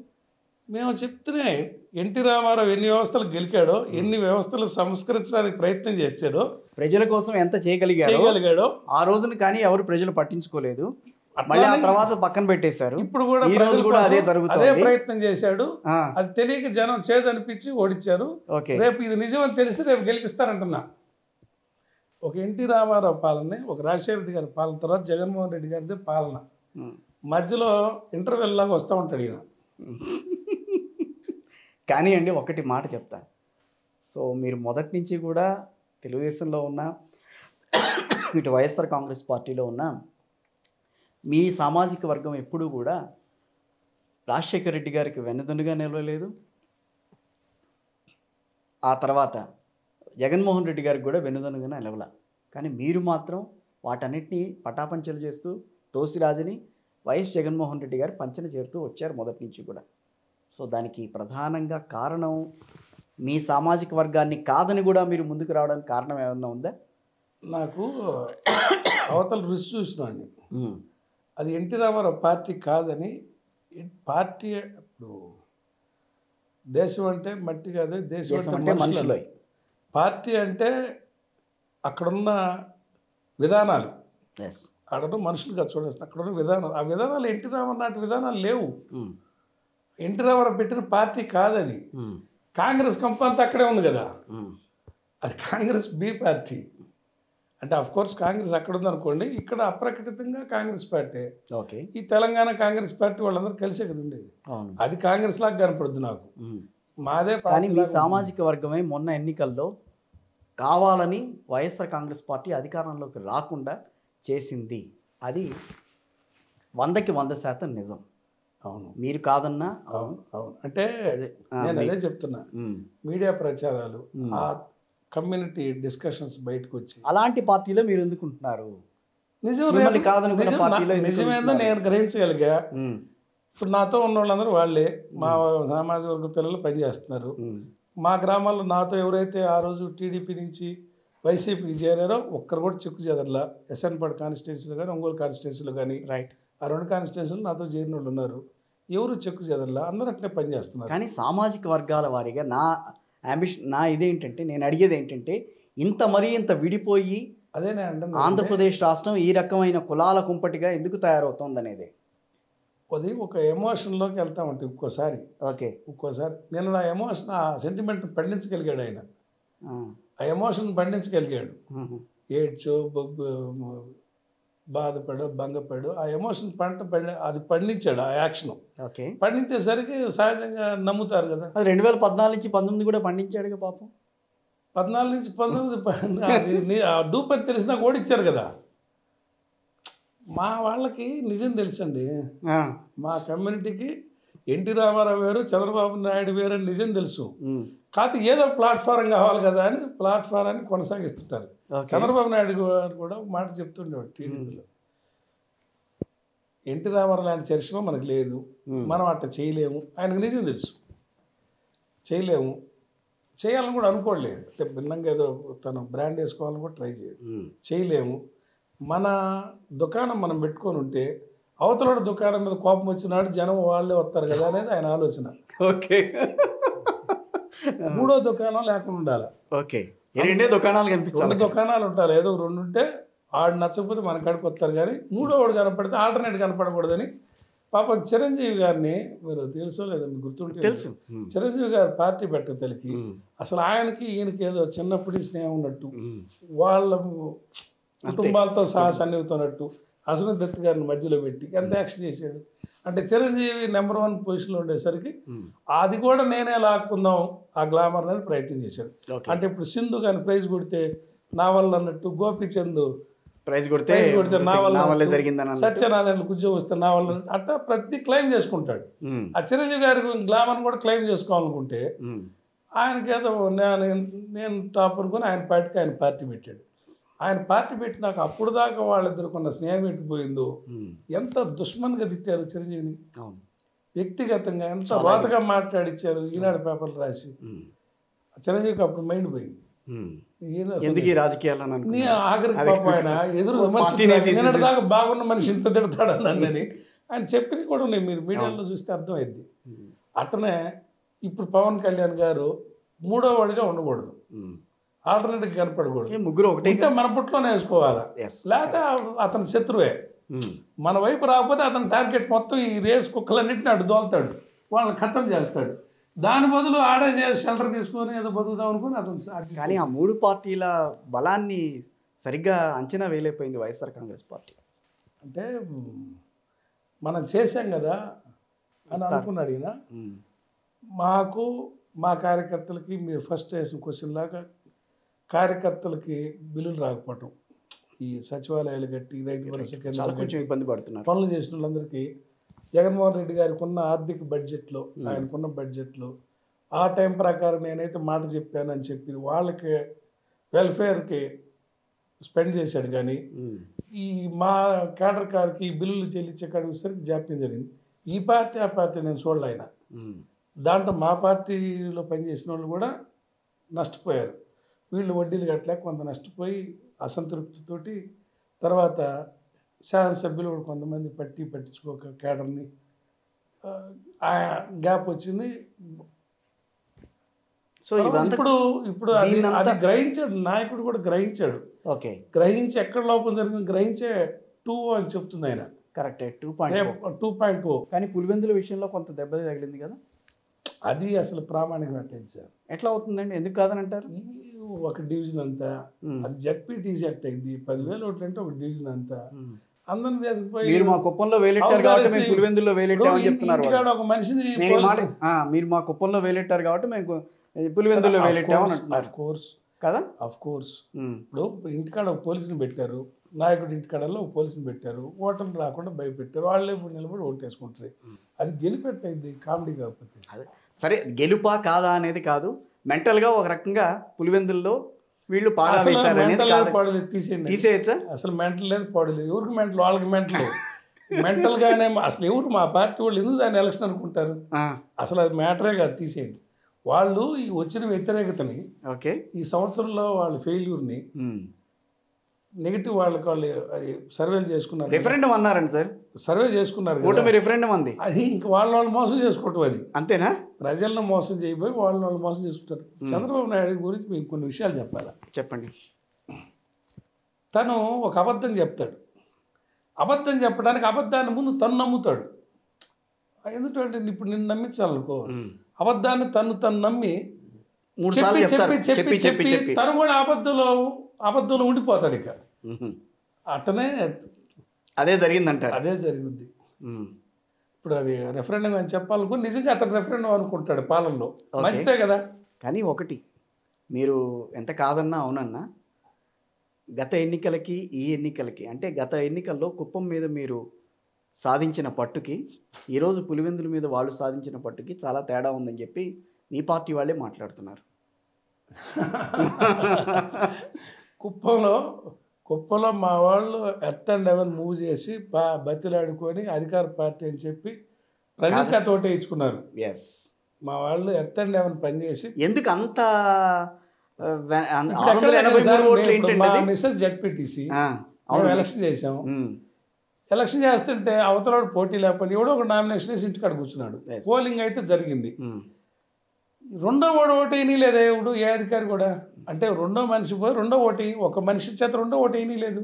సీసీ కెమెరా రానుని అన్నారు, మా ఉద్యోగాలు పోతాయి అన్నారు. ఇవన్నీ కేంద్రంలో సెంట్రల్ ఎలక్షన్ కమిషన్ రికార్డ్ చేస్తున్నారు. ఇంత చెప్పిన వాళ్ళు ఇక్కడ జరిగింది ఏంది? మరి మా ప్రభుత్వంలో అటు చేసి ఉంటే సాధ్యం కాదంటారా? మేమే 683 ఓట్లు మీవి కాదనంటారా? వాళ్ళు వేసినాయిగా, వాళ్ళు వేసిన ఓట్లే కదా. ఇంతకుముందు ఇట్లా స్టాంపింగ్ ఉండేది. అవును, ఈ సీసీ కెమెరాలు ఎలక్ట్రానిక్ ఓటింగ్ లేని రోజుల్లో స్టాంపింగ్ ఉండేది. ఆ స్టాంపింగ్ అప్పుడు ఏంటంటే 90 ఓట్లు వాడికి కావాల్సింది అంటేసి ఆ 10 ఓట్లు అవతలడికి వేస్తారు, మళ్ళీ మురిగిపోకుండా. అవును, అదే చేశారు వాళ్ళు. కానీ ఒకటి, గతంలో రాజశేఖర రెడ్డి గారు, చంద్రబాబు నాయుడు గారు వాళ్ళు రాజకీయం చేసేటప్పుడు కుప్పం విషయంలో ఆయన పట్టించుకునేవాడు కాదు, పులివెందుల విషయంలో ఈయన పట్టించుకునేవాడు కాదు. ఈ మధ్య కాలంలో రాజకీయాలు పేటరేగిపోయి ఇలా ఒకళ్ళ నియోజకవర్గం మీద ఒకళ్ళు వెళ్తున్నారు, అందుకనే పరిస్థితులు ఈ రకంగా వస్తున్నాయని చెప్పి మాట్లాడుతున్నారు. నిజమేనా? దాంట్లో మీరు ఒప్పుకుంటారా ఆ మాటని? ఒప్పుకోవాల్సిందే కదా. తప్ప ఒప్పుకోవాల్సిందే కదా. మనం ఇవన్నీ ఎంత చెడాలో అంత చెడినాకన్నా మళ్ళీ బెటర్ అవుతుంది. ఎస్, అది ఎంత ఒక రిజల్ట్ వచ్చినాక కదా మళ్ళీ ఆలోచనలు మారేది ఎవరికైనా. ఇప్పుడు మొన్న బాలినేని గారు కూడా మొన్న ఎన్నికల్లో వెళ్ళి ఓటింగ్ మిషన్ దగ్గరికి వెళ్ళి గొడవలు చేశారు. ఆ సందర్భం ఏంటి అసలు? అది మరి ఆయన ఎందుకు కట్టాడో ఎందుకు మానుకున్నాడో తెలియదు మనకి. ఈవీఎంలు కొన్ని ఛాలెంజ్ చేసి కొన్ని మిషన్లకి డబ్బులు కట్టాడు, కోర్టుకి వెళ్ళి అదే డబ్బులు కట్టి కోర్టుకు కూడా వెళ్ళాడు. మళ్ళీ ఎందుకు డ్రాప్ అయిపోయాడు తెలియదు మనకి. ఒకవేళ అటెన్షన్ కోసం ఏం తెలియదు. ఆయన అంటే నాకంటే సీనియర్ పొలిటీషియను, కొంచెం మనకంటే ఎక్కువ తెలియగల ఆయన. ఏమి ఒక మాట అనకండి మళ్ళీ మీరు. ఒక మాట నాకంటే ఎక్కువగా తెలియగలవాడు, వయసులో పెద్దోడు కదా. ఓకే, వయసులో పెద్దోడు కదా. నాకంటే ముందు 5 ఏళ్ళు ఎమ్మెల్యేకి చేసాడు కదా. అది కరెక్ట్. నేను ఇంకా ఎలక్షన్కి పోలా, ఆయన ఎలక్షన్ చేసాడు కదా. ఒక మాట మాట్లాడుతున్నాడంటే దానికి ఏదో ఇంకో చోట అర్థం ఉంటుంది. అర్థమైంది. అందుకని ఏం చేశాడో ఆయనకు తెలియాలి, మనం చెప్పేది కదా. రైట్. ఇప్పుడు నియోజకవర్గానికి సంబంధించి మీరు అదే ఒంగోలుకి సంబంధించి ఇన్ఛార్జిగా ఇవ్వటం ఆయన వంతుడు ఆయనగా ఇచ్చారా, లేకపోతే వైఎస్ జగన్మోహన్ రెడ్డి గారు, లేకపోతే మీరు అడిగారా కావాలని చెప్పి? జగన్మోహన్ రెడ్డి గారు పిలిపించారు. ఎటువంటి హామీ ఇచ్చారు? మీరు 4-5 సార్లు ఆయనతో కలిశారు కదా. నాకు జగన్మోహన్ రెడ్డి గారు పిలిచినప్పుడు చెవిరెడ్డి గారు ఫోన్ చేసి పిలిచాడు, రమ్మన్నారంటే వెళ్ళా. రవి రెడీగా ఉన్నావా అని అడిగాడు. సరే పిలిపించింది అదే ఉద్దేశం అని తెలిసిపోద్దిగా మనకి. అవును, వ్యాక్యూమ్ ఉంది కాబట్టి ఫిల్ చేయడానికి. మీ ఇష్టం అన్న గో హెడ్డర్ అన్నాడు అని ఆయన 2-3 మాటలు చెప్పాడు నాకు. అవి ఇప్పటికీ నా మనోపలకం మీద రాసి పెట్టుకున్నట్టు నిలబడిపోయింది. టికెట్ ఇస్తా అన్నారు. అది ఆయన చెప్పిన మాటలు చెప్తాను మీకు. అంటే ఎప్పటికైనా ఇవే ఉంటాయి కదా. కరెక్ట్. నువ్వు కొత్త, నీకే బ్యాడ్ లేదు, రాజకీయ అనుభవం ఉంది, నువ్వు ఫ్రెష్గా ఉన్నావు, చెడు లేదు. ఉమ్. 2, అమ్మ నేను పార్టీ పెట్టినట్టు నాకు అమ్మ తప్ప తోడు ఎవరు లేరు. ఉమ్. నేను కష్టపడితే మన పార్టీ ఈ స్టేజ్కి వచ్చింది. మన జెండా లేని గ్రామం లేదు. ఆంధ్రప్రదేశ్ రాష్ట్రం మనం గోడ మీద చూసుకుంటే ఇవాళ మన జెండా లేని గ్రామం లేదు. ప్రతి ఇంటికి మనం ఏదో ఒక మేలు చేసాం. రేపు నువ్వు ఏ గడపెక్కినా 1 సంవత్సరం తర్వాత నీకు మంచినీళ్ళు ఇచ్చి కూర్చోబెడతారు తప్ప నిన్నెవరు అవమానించరు. నేను చేసిన మేలు ఉంది. నువ్వు కొత్త, నీకేం వ్యతిరేకత లేదు. నువ్వు ఎంత కష్టపడితే అంత మన గెలుపు సులభంగా ఉంటుంది. తర్వాత నీవు ఏం చేయాలో కూడా నీకు ఒక ఆలోచన వస్తుంది. రైట్. అది మనం నిలబడి చేద్దాం. రేపు నువ్వు మ్యాప్ తయారు చేసుకో, కాన్స్టిట్యున్సీలో ఎవరికి ఏం చేయాలా, ఎక్కడ ఏం పనులు చేయాలా, దానికి మనం నిలబడదాం అని చెప్పాడు. గెలవాల సీట్ అని అంతే. అదే ఆయన దగ్గర నుంచి ఆ 4 మాటలు. ఇంకా అంతే, మీ ఇష్టం అన్నా మీరు చెప్పినట్టు చేస్తానని చెప్పి 4 ఏళ్ల పాటు. తర్వాత నేను ఎన్నిసార్లు కలిసినా కాడర్ని పరిచయం చేయించమన్నాడు ఆయన. ఎంతమంది నేను తీసుకొచ్చుకోమన్నాడు. ఆ క్రమంలో కల్పిస్తాను తప్ప ఈ 10సారి నేను రాజకీయాల గురించి మాట్లాడలే. సమస్యల గురించి, రైతుల సమస్యలు ఇట్లాంటివి చెప్పా, కానీ రాజకీయాల గురించి రోజు మాట్లాడటానికి ఏముంటుంది? కరెక్టే.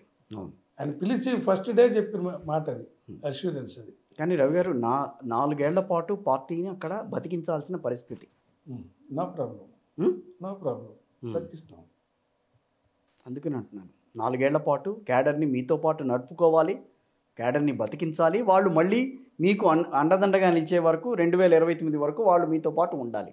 ఇదంతా, ఈ ప్రాసెస్ అంతా జరగాలంటే జగన్మోహన్ రెడ్డి గారు మీకు గట్టి హామీ అన్న ఇచ్చి ఉండాలి. అక్కడి నుంచి ఏదన్నా మీకు గట్టి ఏదన్నా అందుండాలి. నాకు పిలిచి చెప్పింది జగన్మోహన్ రెడ్డి గారు, మాట మాత్రమే. అదే జగన్మోహన్ రెడ్డి గారే. నేను అందుకనే చంద్రబాబు నాయుడు గారు. కరెక్టే. నేను చంద్రబాబు నాయుడు అయితే మనం ఎట్ట మూట కట్టుకోవాలని భయం ఉంటుంది. జగన్మోహన్ రెడ్డి గారి మాట అది. ఓకే. జగన్మోహన్ రెడ్డి గారి మాట కాబట్టి సరే. 4 ఏళ్ళు నడపటం అనే మాట అన్నారు కదా. నేను నా 19వ సంవత్సరం నుంచి రాజకీయాల్లో ప్రయాణం చేస్తున్నా. అవును. చిన్నప్పటి నుంచి ఆటుపోట్లకి తెలుగుదేశం కష్టకాలంలో ఉన్నప్పుడు 10 సంవత్సరాల పార్టీ నేనే లాగా. 2004లో ఓడిపోతే 2013 దాకా 9 ఏళ్ళు పార్టీ నేనే లాగా. మీరే లాగా. అంటే చివరి దాకా తీసుకురావటం అంటే నా వయసు చిన్నది. అప్పుడు చిన్నదయ్యేసరికి ఎవడో ఒకరికి టికెట్, ఆ రోజున్న వాళ్ళు ఎవరో ఒకరిని అడ్డం తీసుకొచ్చి పెడతా వచ్చారు, ప్రయోగాలు చేస్తూ వచ్చారు. ఫెయిల్ అయింది ఆఫ్ కోర్స్. కానీ పార్టీని నా వంతుగా నేను బాధ్యతగా పార్టీని రన్ చేయటంలో నా పాత్ర అప్పుడు నాకు కొత్త కాదు. నేను 89లో ఎంటర్ అయింది అపోజిషన్లో.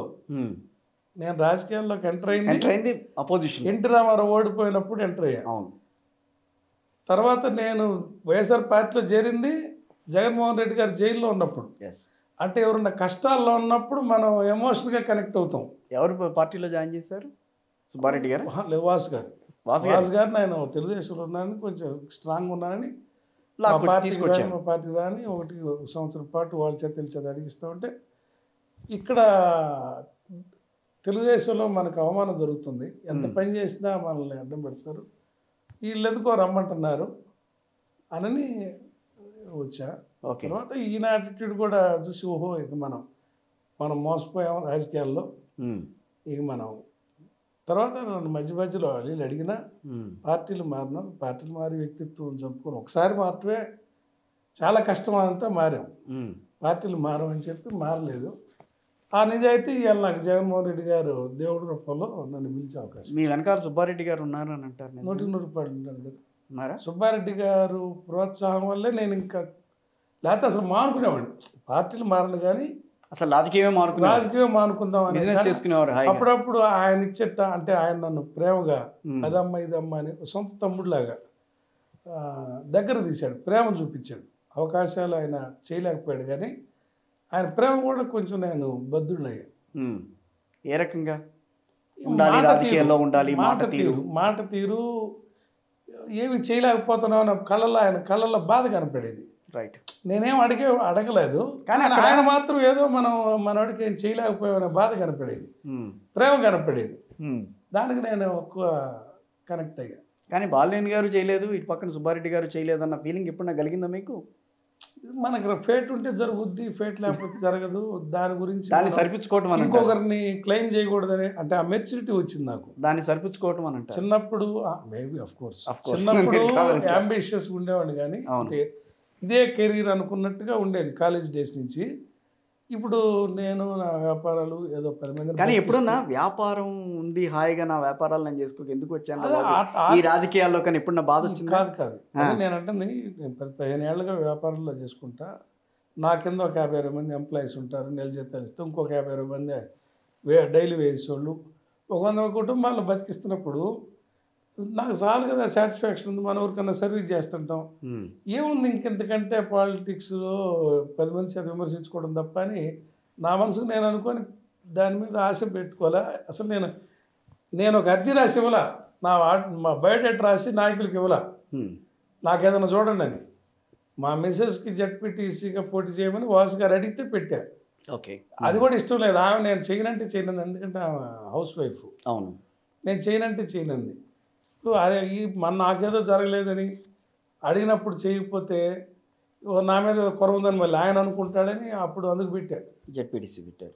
అది నచ్చ చెప్పి నువ్వేం తిరగొద్దులే నేనే తిరుగుతాను, ఆ మీటింగ్లో అప్పుడు సంతకం పెట్టని చెప్పి చిన్నగా పార్టీ అడిగినప్పుడు మనం చేయాలని చెప్పి పెడితే ఆ మీటింగ్ 3 మీటింగ్లు ఒకసారి పోయి సంతకం పెట్టి వస్తుంది.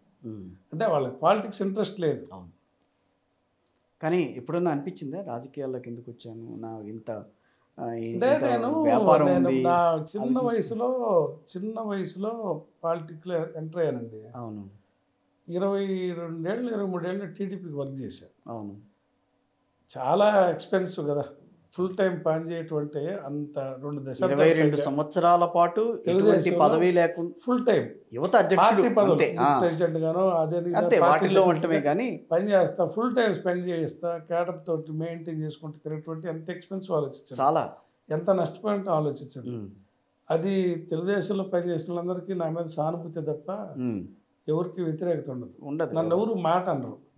ఎందుకు, నేను అక్కడ నష్టపోయి బయటకు వచ్చిన వాళ్ళకి తెలుసు కాబట్టి నా మీద ఊరికి, పార్టీలో పనిచేసిన వాళ్ళ ఊరికి నా మీద వ్యతిరేక భావం ఉండదు, సానుభూతి ఉంటుంది. కానీ అనిపించలా ఇప్పుడు కూడా ఎందుకు వచ్చాను, ఫేట్ అనుకోవటమే, అంతే, ఫేట్ అనుకోవటమే. ఇంకా అంతే. మన రేపు ఒకవేళ కనుక 2029లో ఫర్ సపోజ్ మీకు పదవి లేదు, మీరు పార్టీలో కంటిన్యూ కండి అని చెప్పానంటే వైఎస్ఆర్ కాంగ్రెస్ పార్టీలో రవి గారు కొనసాగుతారా? పార్టీ లైన్ నేను దాటను. రైట్, పార్టీ లైన్ దాటి అంత అవసరం లేదు నాకు. ఆఫ్ కోర్స్ పార్టీ లైన్ నేను ఇందాక మీకు చెప్పా, నేను 10 మందిని బతుకుతున్నాడిని, ఆత్మగౌరవంతో ఉన్నవాడిని. కాబట్టే నేను ఎన్టీ రామారావు ఓడిపోయినప్పుడు పార్టీ బాధ్యత తీసుకున్నా, చంద్రబాబు నాయుడు ఓడిపోయినప్పుడు పార్టీకి ఎక్కువ పనిచేశా, 2004 నుంచి 13 దాకా. తర్వాత జగన్మోహన్ రెడ్డి గారు జైల్లో ఉన్నప్పుడు పార్టీలో చేరా, అధికారం ఉన్నప్పుడు మన ఏమిలే, కానీ ఇప్పుడు అపోజిషన్లో వచ్చా. నాకు సెల్ఫ్ రెస్పెక్ట్ కంటే ఇంకేది ముఖ్యం కాదు. 2011 నుంచి 19 వరకు, 13 నుంచి 19 వరకు పార్టీలో ఉన్నా కూడా మీరు ఎక్కడా కనిపించలే. అది ఇప్పుడు మీకు బాధ కలిగించలే? కనిపించలేదు. నాయకుడు నేను ఒకటి, నాయకుడు ముందుండగా మీరు వెనక ఉండేవారు. అంటే వాళ్ళు పిలుచుకొచ్చిన వాళ్ళు బాధ్యత తీసుకుంటారు అనుకుంటాం కదా, టేక్ కేర్ చేస్తారు అనుకుంటాం. వాళ్ళు ఇంకో మనిషిని జగన్ గారికి కనపడిలా, అది ఇంకో మనిషిని కనపడిలా. సరే, దానికోసం మనం వాళ్ళతో సంఘర్షణ పట్టడం కూడా అనవసరం. మనకు ఫేట్ ఉంటే అదే వస్తుంది అనుకున్నాం, లేదంటే లేదనుకున్నాం. ఏదో దేవుడు ప్రకృతితో ఏదో బలం ఇవాళ జగన్మోహన్ రెడ్డి గారు ఆయన పిలిపించాడంటే ఏదో మేలు రాసి పెట్టుంటేనే కదా జగన్మోహన్ రెడ్డి గారు నన్ను పిలిచింది. కరెక్టే. ఇప్పుడు నేటి రాజకీయాల్లో ఆర్థిక బలం కావాలా, సామాజిక బలం కావాలా, లేకపోతే వాళ్ళ నెగిటివిటీ ఎక్కువగా ప్రోత్సహిస్తుందా, మనిషి రూపం ఎక్కువ కావాలా అని అంటే ఏం చెప్తారు? అంటే మనిషి ఇమేజ్, అన్నిటికీ మించి క్యారెక్టర్ ఉండాలి. అదే క్యారెక్టర్, దాన్నే క్యారెక్టర్ అంటాం. అన్నిటికీ మించి క్యారెక్టర్ ఉండాలా, నిజాయితీ ఉండాలా.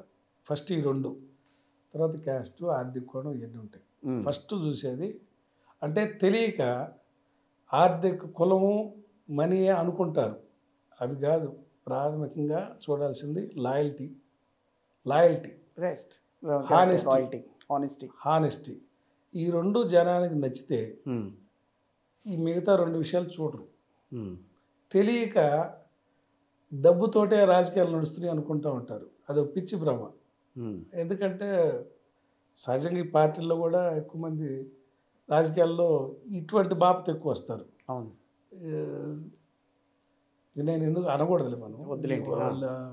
ఆ వ్యవస్థలో ఉంటే దాని గురించి మాట్లాడకూడదు. అవును, వాడు అంత పెడతాడు, వీడింత పెడతాడు, ఈ బ్యాచ్ ఉంటారు ఎందుకు ఏదైనా చిల్లర రాలుతాయి అని.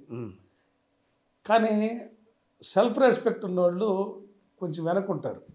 ఎందుకు ఈ గొడవలు ముందు రారు. వాళ్ళ దాకా నాయకుడు వచ్చి వాళ్ళని పిలిచినప్పుడు నాలాగా రైట్, నాయకుడు పిలిచి వచ్చినప్పుడు ఆ బాధ్యత మోద్దాం అనుకునే వాళ్ళు ఉంటారు. ప్రతి ఊర్లో ప్రతి చోట ఉంటారు. ఇప్పుడు నేను మా కాన్స్టిట్యున్సీలో చేస్తున్నది, నచ్చిన వాళ్ళని క్యారెక్టర్ వాళ్ళని నేను పోయి పిలుచుకుంటున్నా. రైట్, అప్పుడు వాళ్ళు బాధ్యత మోస్తున్నారు. వాసు గారు నీడ లేకుండా చూసుకుంటున్నారు. జగన్ గారే చెప్పాడు, జగన్ గారే చెప్పాడు పార్టీని ప్రక్షాళన చేసి మొత్తం మంచి టీంతో నింపమని. అది రావాలి అక్కడ. జగన్ గారు చెప్పాడు ఆ నీడ లేకుండా చూసే ప్రయత్నం అయితే మీకు ఇచ్చారు, అది బాధ్యత. పార్టీ ప్రక్షాళన చేసి పూర్తిగా మంచి టీంని తయారు చేయమని చెప్పాడు ఆయన. సో ఆ పనిలో ఉన్నాము. అక్కడ ఆల్రెడీ బాగా ఇదైపోయిందన్న విషయం ఆయనకి తెలిసింది. తెలుసు కదా, అదే అన్నీ తెలుసు కదా ఆయనకి. సో ఇప్పుడు మీరుంటున్న ఒంగోలు వరకే మీ పరిధి ఉందా? కొంచెం ముందుకు వెళ్ళే అవకాశం ఏమైనా ఉంటుందా రాబోయే రోజుల్లో? అది దైవాధీనం, నాయకుడి ఆదేశాలు, అంతేగాని మనం ఎట్లా అనుకుంటాం. ఇప్పుడు నేను కోరుకున్నది కాదు కదా. అవును, అది కరెక్ట్. నాయకుడు పిలిచి చెప్పిన బాధ్యత నేను చేస్తాను. నాయకుడు ఏ బాధ్యత చెప్తే ఆ బాధ్యత చేస్తాను. మీరు ఆయనకి ఏం భరోసా ఇచ్చారు నాయకుడికి? నేను నా వైపు నుంచి ఏమి చెప్పలే. నేను నా వైపు నుంచి ఆయన నుంచి ఆయన ఆదేశం తీసుకొని నేను మనో పలకం మీద రాసుకున్నాను. కర్తవ్యంలోకి అదే నాకు రోజు రిపీట్ అవుతూ ఉంటాయి. అంటే ఆ రోజు చెప్పింది 4 మాటలు అలా లైట్గా అనిపించింది, కానీ నేను పనిచేసే కొద్దీ అదే మంత్రంలాగా కనిపిస్తూ ఉంది. కరెక్ట్. ఆ 4 మాటలే నాకు మంత్రంలాగా కనిపిస్తున్నాయి. నేను చేస్తుంది కూడా అదే. 50% అచీవ్డ్, ఇంకో 50% ఆయన చెప్పినట్టు నేను నడిస్తే ఆటోమేటిక్. మీ చేతుల్లో తెచ్చుకోవడం ఎంత టైం పడుతుంది? ఇప్పుడు వచ్చిందిగా నా చేతుల్లోకి. 50% అన్నారు అంటే ఆయన చెప్పిన మార్గంలో 50% ముందుకు వెళ్ళానంటున్నా. ఓకే, ఆయన ఏ దారి చూపించాడో ఆ దారిలో నేను 50% వెళ్ళానంటున్నా. ఒంగోలు అనేది రేపు ఇంకా 50% అంటే ఎన్నికల్లో పోయి గెలవటం. ఒంగోలు అనేది మీ చేతుల్లోకి వచ్చిందని అనుకోవచ్చా? పార్టీ మీ పార్టీ చేతుల్లోకి వచ్చేసిందని అనుకోవచ్చా? రేపు కనుక మళ్ళీ జగన్మోహన్ రెడ్డి గారు ఎప్పుడైతే జెండా నా చేతికి పట్టించాడో ఓకే, ఆ రోజే మన చేతికి ఆయన పట్టించినట్లు లెక్క పార్టీని కూడా. ఓకే, నేను దాన్ని పదిలంగా నడపటం నా బాధ్యత. అది పదిలంగా నడిపిస్తాను. రేపు ఒకవేళ కనుక మళ్ళీ ఆయన కనుక ఏదో రకంగా మళ్ళీ ముందుకు వస్తే, వెళ్ళిపోయిన మనిషి మళ్ళీ ముందుకు వచ్చి నేను పార్టీలో వస్తున్నానని చెప్పానంటే అప్పుడు మీ పరిస్థితి ఏంటి? ఆ సమస్య ఉత్పన్నం కాదు. అక్కడ ఉన్న జగన్మోహన్ రెడ్డి గారు, చంద్రబాబు నాయుడు కాదని చెప్పే కదా. ఎందుకంటే తమాషాగా ఉంటాయి. చంద్రబాబు నాయుడు గారు మా జిల్లాలో చనిపోయి డేవిడ్ రాజు గారిని 3 సార్లు పార్టీ 3 సార్లు చేర్చుకున్నాడు బయట మనిషిని. ఎందుకంటే నేను ఇది అడిగేది కూడా ఎందుకంటే గతంలో ఆయన బెదిరింపులు, పార్టీ మారి వెళ్ళిపోతానని చెప్పి మాట్లాడిన తీరు, మళ్ళీ ఇప్పుడు పార్టీలోకి ఒకవేళ వస్తే కనుక మీకు ఎదురయ్యే పరిణామాలు, ఇవన్నీ కూడా బేరీజ్ వేసుకుని అడిగా. నేను అదే సార్ చెప్తుంది. చంద్రబాబు నాయుడు అయితే ఇన్నిసార్లు ఆయన చేర్చుకుంటుంటాడు. ఒకే మనిషి వేరులేండి, అదే ఆ పార్టీ వేరు. ఇక్కడ జగన్మోహన్ రెడ్డి గారు అంటున్నా, జగన్మోహన్ రెడ్డి గారి నుంచి దూరం వెళ్ళిన ఎమ్మెల్యే అధికారం వచ్చినప్పుడు చేరతామని మళ్ళీ రాయబారాలు పంపారు. ఓహో, అధికారంలో మొన్న మా అధికారంలో ఉన్నప్పుడు రాయబారాలు వచ్చినాయి. నో ఎంట్రీ బోర్డు పెట్టి జగన్మోహన్ రెడ్డి గారి కాడ నిజాయితీ నీకు రాలా టీడీపీ నుంచి మళ్ళీ మా పార్టీలోకి రండి అని? నాకు వచ్చాయి. నేను చెప్తున్నా ఇందాక, నా మైండ్ కొంచెం డిఫరెంట్. అది నేను సర్దుబాటు అయ్యేవాడిని అయితే అధికారం వైపు సర్దుబాటు అవుతూ ఉంటాం కదా. నేను ఎప్పుడు అపోజిషన్లో వర్క్ చేస్తూ వచ్చానంటే నాకు అవకాశాల కంటే ఆత్మగౌరవంకే ఎక్కువ. నాకు ఆత్మగౌరవం దెబ్బతినకుండా ఉండాలి. అంత ఆత్మస్థైర్యాన్ని మీ కార్యకర్తలు కూడా రేపు రాబోయే రోజుల్లో మీరు ఇవ్వబోతున్నారని అనుకో. నేను ఇప్పుడు పార్టీకి ప్రతిరోజు చెప్పే లైన్ అదే, మీరందరూ నిజాయితీగా ఉండాలా, రైట్, సెల్ఫ్ రెస్పెక్ట్తో ఉండాలా. ఇది పార్టీగా నడుపుదాం, నేను వ్యక్తిగా నడపను. అందరు సమిష్టి అభిప్రాయంగా పార్టీని నడిపిస్తాను. మీకు ఆ మర్యాదను మీరు కూడా అందరూ పొందండి. మీరు కూడా అంతే ఆనెస్టీ పార్టీకి పనిచేయండి. ఆ లైన్ తీసుకున్నాను కాబట్టి ఇవాళ పార్టీ చాలా యాక్టివ్గా పనిచేస్తున్నారు. తెలియక ఒంగోలు మీద ఒక చెడ్డ ప్రచారం చేశారు ఇన్నాళ్ళు బట్టి. ఒంగోలులో క్యాడర్ అంతా డబ్బులు తింటారని, అసలు డబ్బులు లేనిదే నడవలేదని, వ్యవస్థ నడవదని చాలా దుష్ప్రచారం చేశారు ఏలిన వాళ్ళందరూ. ఇవాళ నేను పార్టీకి పనిచేస్తుంటే ఆ వాతావరణం లేదు. ఏ డివిజన్కి పోయినా 50,000 లక్ష వాళ్ళు ఖర్చు పెడుతున్నారు పాపం. అదే మీరు ఇంత ఖర్చు పెట్టొద్దంటే లేదు లేదన్నా నువ్వు మాకు నీ మీద నమ్మకం ఉంది, మనం బలం చూపించాలి ఇక్కడ ఈ డివిజన్లో. ఏది ఇంకా 4 ఏళ్ళు ఎలక్షన్ ఉంది, 4 ఏళ్ళ ఎలక్షన్ ఉంటే ఇవాళ వాళ్ళు మనం బలం చూపించాలి. ఇంటింటికి తీసుకొచ్చి క్రాకర్స్ కాల్చి బ్యానర్లు కట్టి మీటింగ్లు పెట్టి డయాసులు కట్టి గ్రామాల్లో డివిజన్లో నేను చెప్పేది.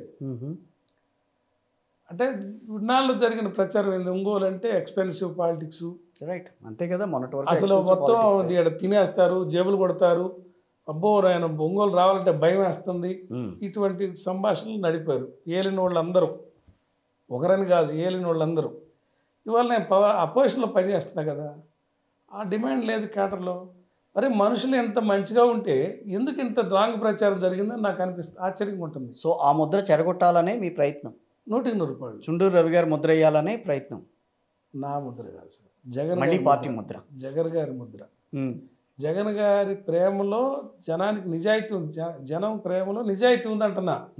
జగన్ గారి పట్ల నిజంగా ప్రేమిస్తున్నారంటున్నా. కాడర్లో ప్రేమలో నిజాయితీ ఉంది, జగన్ గారి మీద ఉన్న ప్రేమలో నిజాయితీ ఉంది అంటున్నా. మీకంటూ ఒక గుర్తింపు తీసుకురావటం, అక్కడ పార్టీకంటూ మీ ద్వారా ఒక గుర్తింపు తీసుకురావాలంటే మీరు భవిష్యత్తులో చేయబోయే కార్యక్రమాలు ఏంటి? నా పనే నడిపిస్తుంది, నా పనే రుజువు అవుద్ది. 8 నెలలు ఇప్పుడు నేను బాధ్యత తీసుకొని అవును ఒక 20 కార్పొరేటర్లు, 20 మంది కార్పొరేటర్లు, 43 మంది గెలిస్తే 20 మంది అటు 20 మంది తెలుగుదేశంకి, 20 మంది జనసేనకి వెళ్తే అంటే పార్టీ ఏమి లేదు, ఇక అసలు అదో పాతాలను పడిపోయింది, మనిషి లేరు అనుకుంటే అదే నియోజకవర్గంలో 6 నెలలు టైంలో నేను సెట్ చేస్తానని సుబ్బారెడ్డి గారికి మాట చెప్పా. 6 నెలలు కరెక్ట్గా 6 నెలలు అయినాక నాకు నవంబర్ 26, 27 తేదీ నాకు ఇచ్చారు. మే 25 తేదీ మీటింగ్ పెట్టి 6 నెలలు అయింది. మీటింగ్ పెట్టి 4,000 మందితో కార్యకర్త సమావేశం పెట్టా. 6 నెలలు చెప్పినట్టు మళ్ళీ అదే రోజు చెప్పా. మళ్ళీ ఇంకొక 6 నెలల్లో ఈ సీట్లో వైసీపీ అత్యంత స్ట్రాంగ్ అయ్యేటట్టు చేస్తానన్నా రోజు నేను. సో ఆ రకంగా వెళ్తున్నారు, ఆ దిశగా నా వైపు నేను. మీ మైనస్లో ప్రధానంగా ముక్కుసూటితనం బాగా ఎక్కువ మీకు. మీరు ఏదనుకుంటే పక్కన వాళ్ళని బాగా నమ్మేస్తారట, పక్క ఎవరిని నమ్మారంటే వాళ్ళు చెప్పిందే బాగా ఫాలో అయిపోతూ ఉంటారట. నిజమే. అంటే మనుషులను నమ్మకపోతే నేను మీ పక్కన చేరితే ఇప్పుడు నేను చెప్పిందే మీరు నమ్మేస్తారా? అట్లా అంటే అంత విచక్షణ నేనే చిన్నపిల్లాడిని కదా, కాదులేండి, నోటాలు పెట్టుకోండి. అదే కానీ అంత మనం సెలెక్ట్ చేసుకునేటప్పుడే మంచి మనుషులు సెలెక్ట్ చేసుకోవాలి, నిజాయితీ ఉన్న వాళ్ళని. తర్వాత మనుషులు నమ్మకుండా ఎవరిని నమ్ముతాం? ఆఫ్ కోర్స్ మనం చుట్టూ మనం ఎట్లాంటి మనుషులు అనుకుంటున్నాం అనేది ఫస్ట్ ముఖ్యం. అంత స్ట్రైట్ ఫార్వర్డ్ ఎందుకు రాజకీయాల్లో? ఇప్పుడు ఇనుము ఎందుకు ఎట్టుంటుంది, ప్లాస్టిక్ ఎందుకు అట్టుంటుందని మీరు అడిగితే ఎట్ట నా తయారీ, అది మ్యానుఫ్యాక్చరింగ్, అది నేనే చెప్పేది. రాజకీయాల్లోకి వచ్చిన తర్వాత కూడా మీరు ఐరన్ ఎట్లా ఎందుకు ఉంటుంది, ప్లాస్టిక్ ఎట్టుండొచ్చు కదా, రబ్బర్ ఎట్టుండొచ్చు కదా అంటారు మీరు. కానీ రవి గారు ఎందుకు అట్టాగే ఉంటున్నారు ముక్కుసూటితనంగానే అని అడుగుతున్నది. ఇక నా మ్యానుఫ్యాక్చరింగ్ అది. అదేమన్నా ఇబ్బంది కలుగుతుందేమో మీ ఎదుగుదలకైనా ఎప్పుడన్నా అనిపిస్తుందా? నేను అదే బిగ్ బాస్ షో గురించి చెప్తున్నా కదా. బిగ్ బాస్ షోలో ఆడకున్న క్యారెక్టర్లన్నీ గమనిస్తుంటారు. బిగ్ బాస్ షోలోకి ఎంటర్ అవ్వడం కష్టం, కానీ ఎంటర్ అయినాక అందరినీ గమనిస్తుంటారు. ఎవడు నిజాయితీ ఉన్నాడు వాడికి ఆడియన్స్ ఓట్లేసి నిలబెడతాడు లాస్ట్కి. రైట్. ఈ దొంగ యాక్షన్ చేసే వాళ్ళందరూ బయటకు కొడతారు. నేను నమ్ముతా నిజాయితీనే జనం యాక్సెప్ట్ చేస్తారు. ఆ నిజాయితీని చూసే వైఎస్ జగన్మోహన్ రెడ్డి గారు మిమ్మల్ని ఆ ప్లేస్లో కూర్చోబెట్టారని అనుకుంటున్నారు. అంటే ఆ రోజు చూశాడో లేదో తెలియదు. ఇన్పుట్ పార్టీ నాయకుల ద్వారా ఇన్ఫర్మేషన్ తెలుసుకుంటే నేను తెలుసు సార్కి, పార్టీలో చేరిన కానించి నిజాయితీగా ఉన్నాము, ఈ అవకాశం రాకపోయినా స్కిప్ కాకుండా చాలామంది అటు ఇటు స్కిప్ అవుతుంటారు కదా, ఓపిక లేని రాజకీయాలు చేస్తుంటారు కదా. ఓపికగా ఉన్నాడు, నిజాయితీగా ఉన్నాడని ఆయన గమనించి పిలిచాడు. ఉండే కొన్ని తెలుస్తుంది కదా, ఒకవేళ ఏదైనా ఇన్ఫర్మేషన్ తెలియకపోయినా. ఇప్పుడు బిగ్ బాస్ షోలోకి ఎంటర్ అయ్యాం కాబట్టి మన గురించి గమనిస్తుంటారు కదా, కరెక్టే, ప్లేయర్ ఎట్టున్నాడని గమనిస్తుంటారు కదా. అవును. ఫైనల్గా మీ నియోజకవర్గానికి మీరు ఇచ్చే సలహాలు, సూచనలు, మీ కార్యకర్తలకు మీరు చెప్పేది ఏంటి?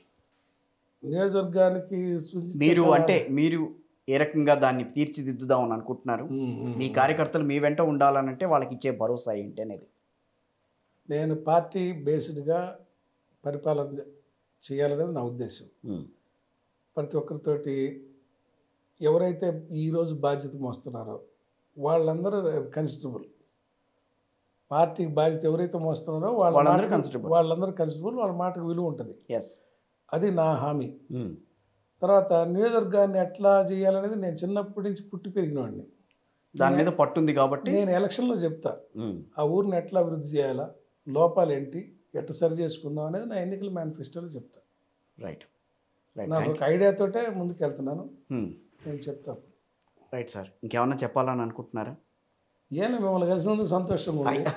మిమ్మల్ని నేను టీవీలో చూడటం తప్ప ప్రత్యక్షంగా చూడలా. ఇవాళ చాలా సంతోషం వేస్తుంది మీతో ఇంటర్వ్యూ చేయటం. మీలాంటి సీనియర్ తోటి నన్ను పిలిచి ఇబ్బంది పెట్టుంటాను చాలా కొన్ని విషయాలు. ఏం లేదు సార్. ఏం లేదా? ఇబ్బంది పట్టడానికి మీరు అడిగిన టైంకి నేను సమాధానం చెప్పాను. అంతేగా. అసలు ఇందులో పాలిటిక్స్లో ఒకసారి వచ్చినాక దాపెరకు ఏముంటుంది? ఎస్. అట్లా దాచుకుంటే కూడా ప్రజలు నచ్చరు. ఒక జర్నలిస్ట్ అనేవాళ్ళు లిట్మస్ టెస్ట్ చేద్దామన్న ప్రయత్నంలో ఉంటాడు. ఎదుటి వాళ్ళు కూర్చున్నప్పుడు వాళ్ళని ఏ రకంగానైనా ఇబ్బంది పెడదామన్న ఆలోచనలో ఉంటుంది. ఇబ్బంది పెట్టాలన్నా కూడా దాన్ని అధిగమించే మనస్తత్వం ఉన్నవాళ్ళే రాజకీయ నాయకులుగా గట్టిగా ఎదుగుతారు. మనం ఒకసారి బయటకు వచ్చి పబ్లిక్ ఎదురు నిలబడదలుచుకున్నప్పుడు దేనికైనా చెప్పాలి కదా. దాంట్లో ఏముంటుంది? సీక్రెసీ ఉంటుంది. రైట్. చాలా మంది సీక్రెసీ మెయింటైన్ చేయమని అంటారు. అసలు ఎందుకు సీక్రెసీ అనిపిస్తున్నాను? నేను ఓపెన్గానే మాట్లాడుతుంటా. చాలా చాలా ఓపెన్గా చెప్పాను. నేను ఎవరిలోనైనా ఓపెన్గానే మాట్లాడుతుంటా. ఇప్పుడు మీ ఎదురుగా మాట్లాడింది మా ఫ్రెండ్స్తో మాట్లాడుతుంటా, మీ ఎదురుగా మాట్లాడితే పార్టీలో మాట్లాడి ఎక్కడైనా అదే మాట్లాడుతా. సో అలాగే మాట్లాడారు నాతో ఇప్పుడు. అంతే కదా. అంతే కదా. ఇందులో నటనే ఉండదుగా. రైట్.